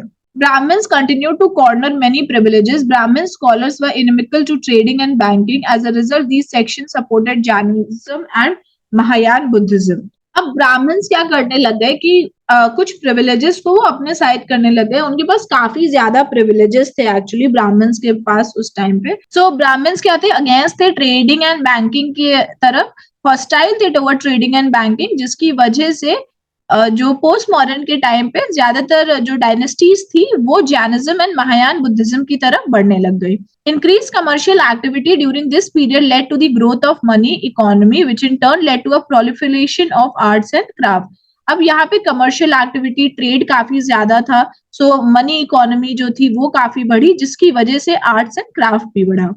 Artisans and craftsmen were largely drawn in this period from Shudras who gained in wealth and status on account of the progress of arts and commerce. अगर हम देखेंगे तो आर्टिसंस एंड क्राफ्ट्समैन ज्यादातर इस पीरियड के शूद्रास में आते थे, एंड इन शूद्रास ने क्या किया, अपने टैलेंट की वजह से, स्पेशलाइजेशन की वजह से इन्होंने वेल्थ गेन करी, स्टेटस गेन किया, just because arts and commerce and trade में काफी ज्यादा यहाँ पे प्रोग्रेस हो रहा था, तो शूद्रास का स्टेटस भी एक तरीके से पोस्ट मॉडर्न में बढ़ा। Economic distinctions between the Vaishyas and the Shudras therefore tended to be blurred, but many Shudras continued to be employed as hired laborers and slaves. जो वैश्यास और शूद्रास के बीच में हम पहले के टाइम पे इतना इकोनॉमिक डिस्टिंक्शंस देखने को मिलता था हमको, अब वो इस टाइम पे नहीं रहा इतना, बट स्टिल कहीं ना कहीं शूद्रास की प्लेस अभी भी नीचे ही थी। तो शूद्रास को हमने देखा है कि वो एक हायर लेबरर्स या फिर स्लेव्स की तरह उन्होंने काम किया है।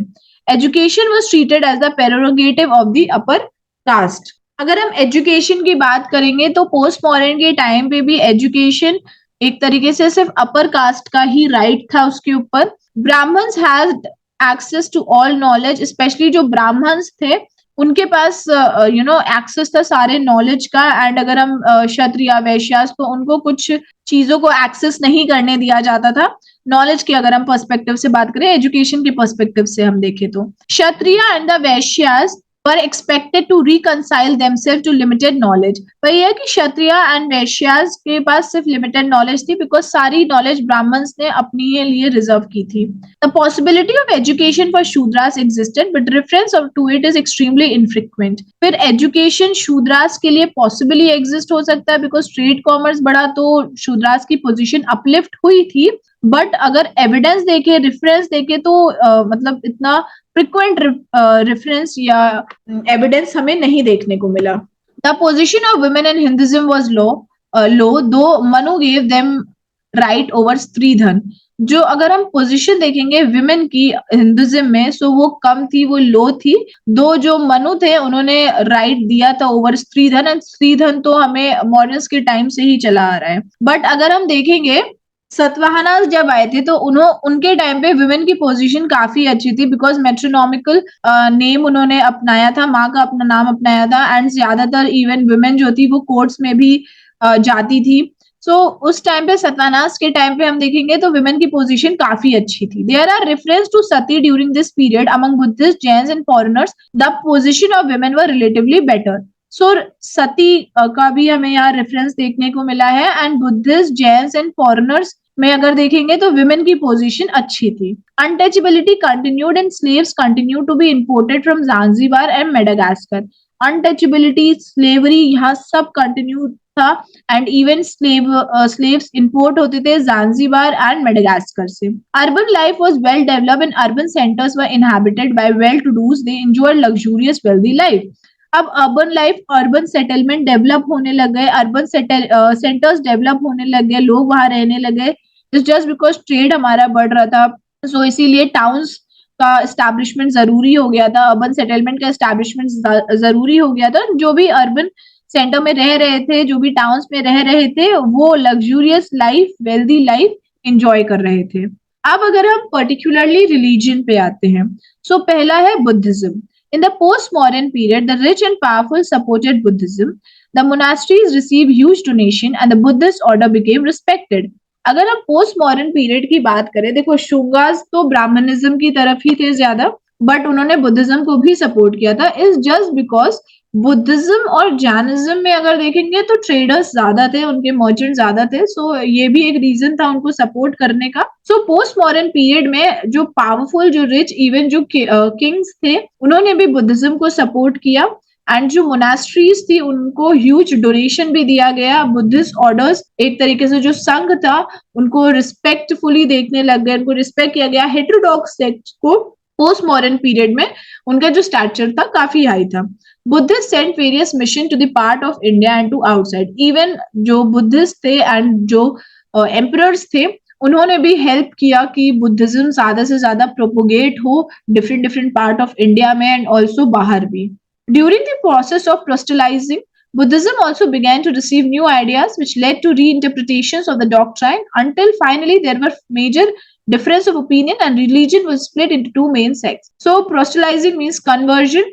So जब ये process पूरा चल रहा था conversion वाला, so Buddhism को भी अलग अलग ideas मिले, उन्होंने रीइंटरप्रेट किया जो बुद्धा आए थे और उन्होंने जो डॉक्ट्राइन सेट किया था, सो लोगों ने उसको री इंटरप्रेट किया, थोड़ा और मॉडिफाई किया, सो जिसकी वजह से डिफरेंस ऑफ ओपिनियन आने लग गया बुद्धिज्म में।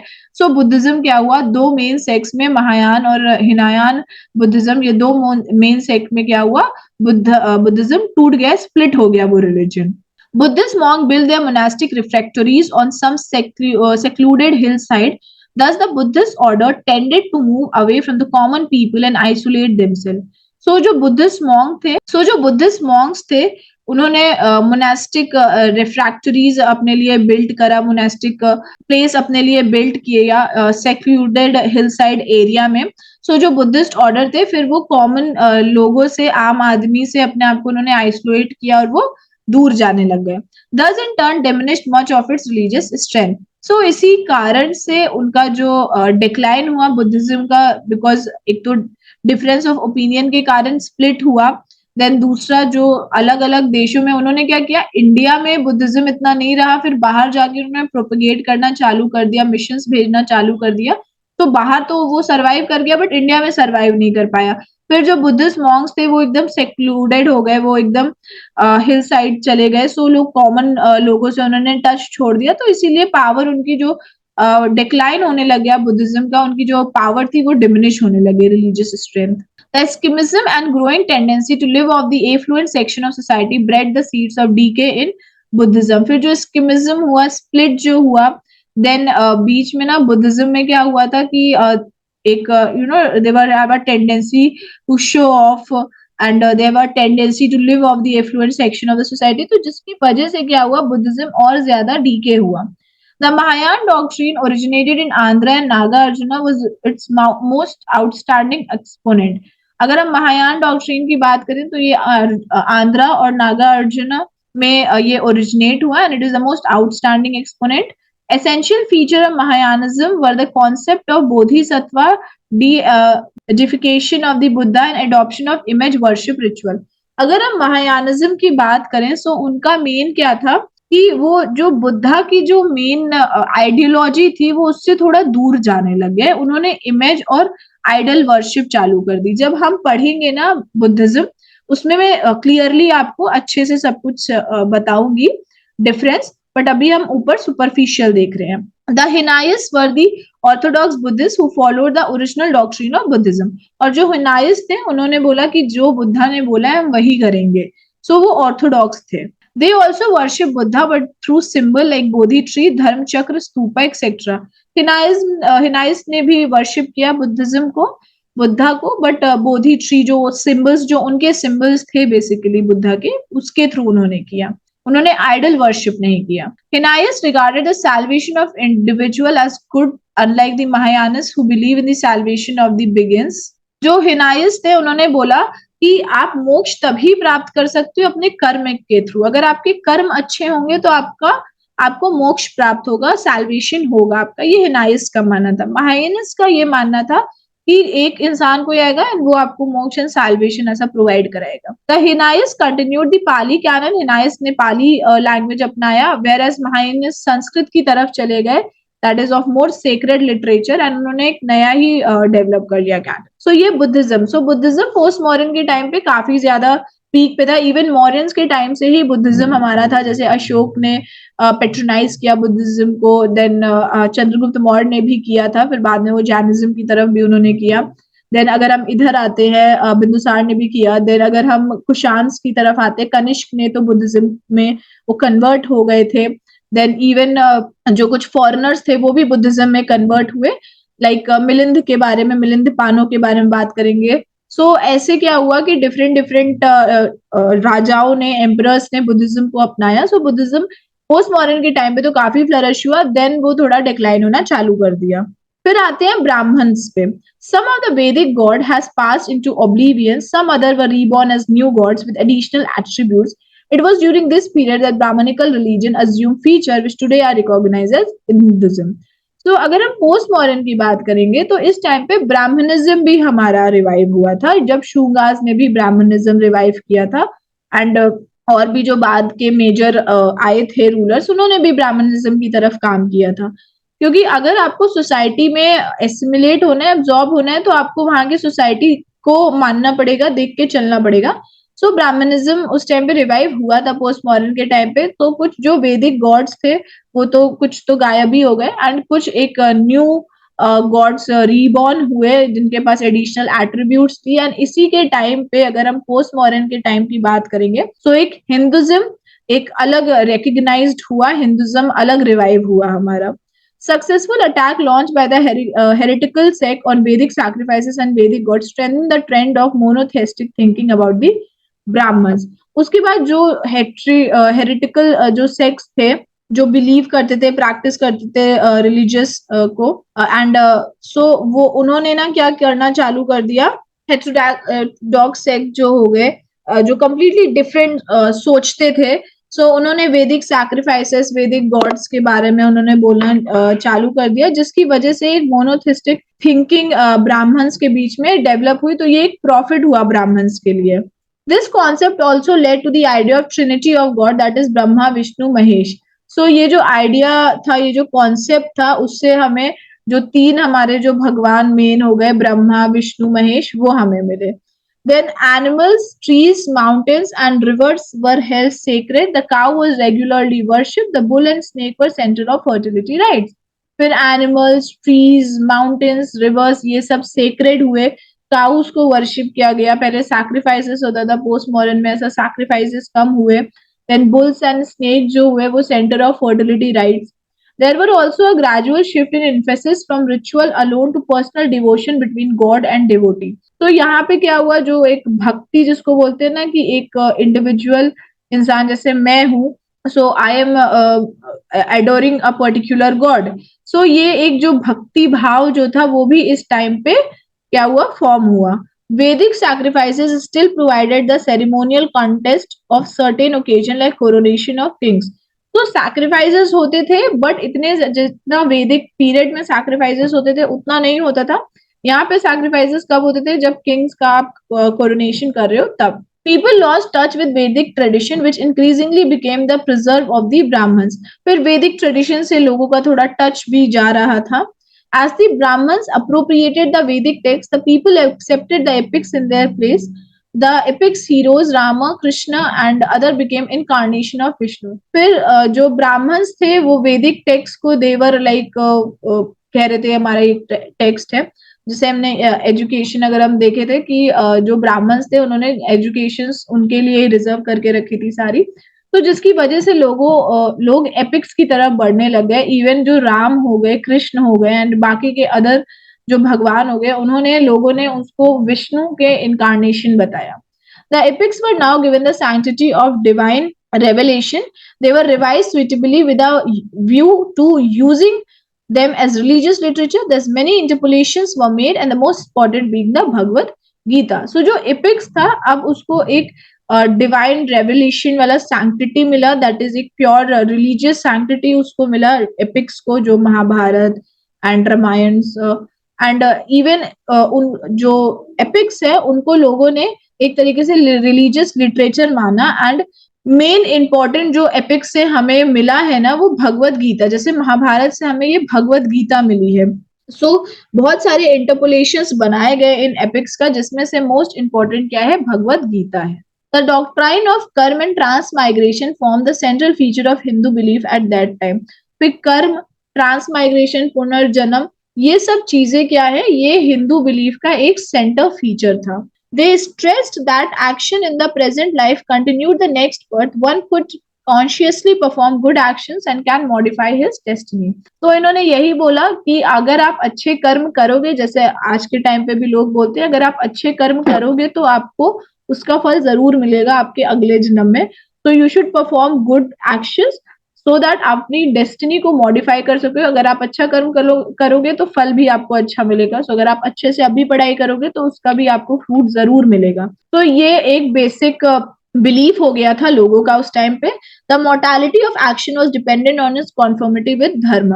और जो मोर्टालिटी है आपके एक्शंस की, आप जो काम कर रहे हो वो आप अच्छे करो, जो एक्शन है वो आपके धर्म पे डिपेंड करता है। सो इट इज लाइक एक कॉन्फर्मिटी है आपके एक्शंस एंड धर्म के बीच में। The Gita proclaims that each man must do his duty and act according to sacred law without questioning the result of his action.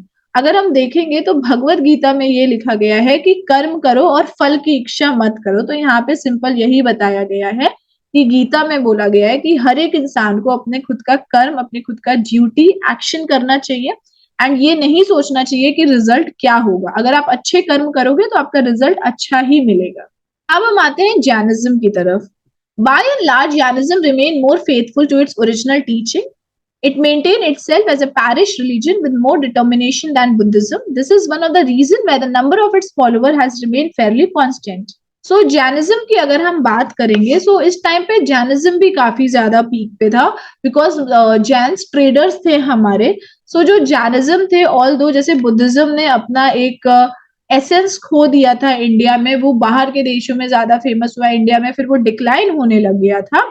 And फिर इसमें डिविजन भी आया उसकी वजह से भी। तो जैनिज्म में आज सच नहीं हुआ था। जैनिज्म ज्यादातर अपने ओरिजिनल टीचिंग पे ही टिका हुआ रहा। देन इसने खुद का एक रिलीजन मेंटेन किया एंड उस पे ही ये अटल रहा, मतलब मोर डिटरमिन्ड इसको बोला गया जैनिज्म को दैन बुद्धिज्म। एंड यही रीजन है कि ज्यादातर जो फॉलोअर्स हैं वो कांस्टेंट रहे जैनिज्म में, वो बुद्धिज्म की तरफ इतना नहीं गए जितना बुद्धिज्म क्या हुआ, इंडिया में डिक्लाइन होने लग गया because of it's few problems, because of the problems that has been created in the Buddhism. So उसकी वजह से, but Jainism as such नहीं रहा। and plus trading point of view से भी Jainism important था। तो Jainism हमारे इंडिया में it was fairly, जितने भी followers थे वो constant रहे। जैसे चंद्रगुप्त मौर्य की बात करें, ये बोला जाता है कि उन्होंने जैनिज्म की प्रैक्टिस के थ्रू ही डाइड। सो इसीलिए लोग जो एम्परर्स थे, they were like they patronise Jainism as well. जब हम जैनिज्म पढ़ेंगे तो उसमें हम और डिटेल में देखेंगे कि कौन कौन जैनिज्म के फॉलोअर्स हमारे थे। Next is Christianity. So Christianity entered India during the 1st century AD by a way of the trading ships from the west. The coming of Christianity is associated with the legend of Saint Thomas, who is said to have come twice on mission to India. उस time पे, post modern के time पे, Jainism, Buddhism, Hinduism तो चल ही रहा था, साथ साथ क्रिश्चियनिटी भी हमारी आई। क्रिश्चियनिटी 1st सेंचुरी एडी में इंडिया में एंटर करी वेस्ट के थ्रू। एंड आप मुझे कमेंट सेक्शन में बताओ किसके रूल के टाइम पे सेंट थॉमस हमारे आए थे। ये बहुत इंपॉर्टेंट है, मैंने आपको बताया है, तो मुझे कमेंट सेक्शन में लिख के बताओ कि सेंट थॉमस किस डायनेस्टी के टाइम पे आए थे, किस रूलर के टाइम पे आए थे। तो क्रिश्चियनिटी सबसे ज्यादा प्रोपोगेट कब हुआ था? जब सेंट थॉमस इंडिया में आए थे, एंड सेंट थॉमस 2 बार आए थे इंडिया में। सो क्रिश्चियनिटी हम सिर्फ ये नहीं बोल सकते कि जब हमारा मॉडर्न पीरियड आया था, जब यूरोपियंस हमारे एंटर हुए थे तब क्रिश्चियनिटी आया, नहीं, पोस्ट मॉडर्न पीरियड से भी क्रिश्चियनिटी प्रोपोगेट किया है इंडिया में। Next and last is art and architecture.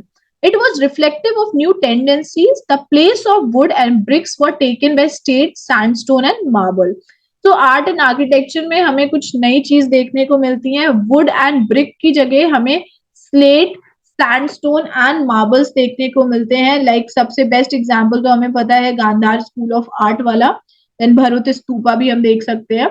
Sachi Stupa wooden railings were replaced with stone railings by Shungas, and Satvahana built the southern gateway of Sachi Stupa. अगर हम साची स्तूपा का देखेंगे तो वुडन रेलिंग्स को स्टोन रेलिंग के साथ replace किया, और किसने किया? शुंगास ने किया.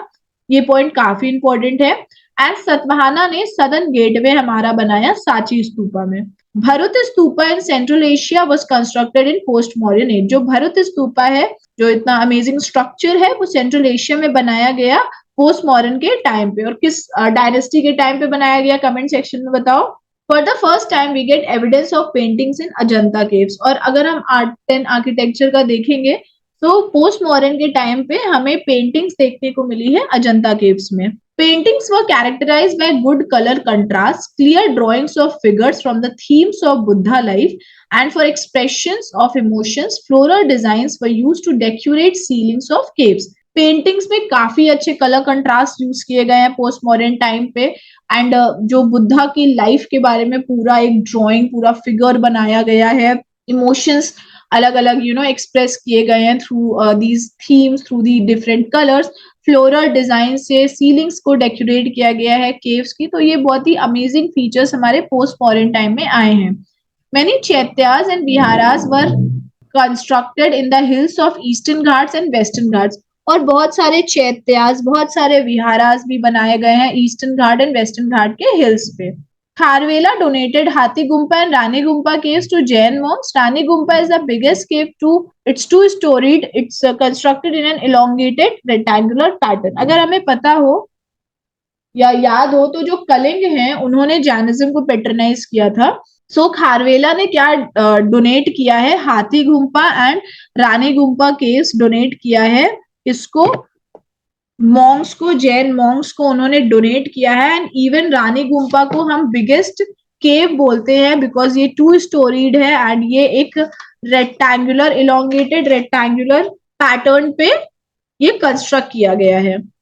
Many caves were cut in Nasik, Bhaja, Kondane, Ajanta, Karle, Kancheri. ये हमने पढ़ा है कि कन्हेरी बहुत सारी केव्स हमारी बनाई गई हैं. करले chaitya is the biggest and is constructed on an elongated rectangular pattern with a curved roof. The chaitya of Bhaja was circular having curved roof.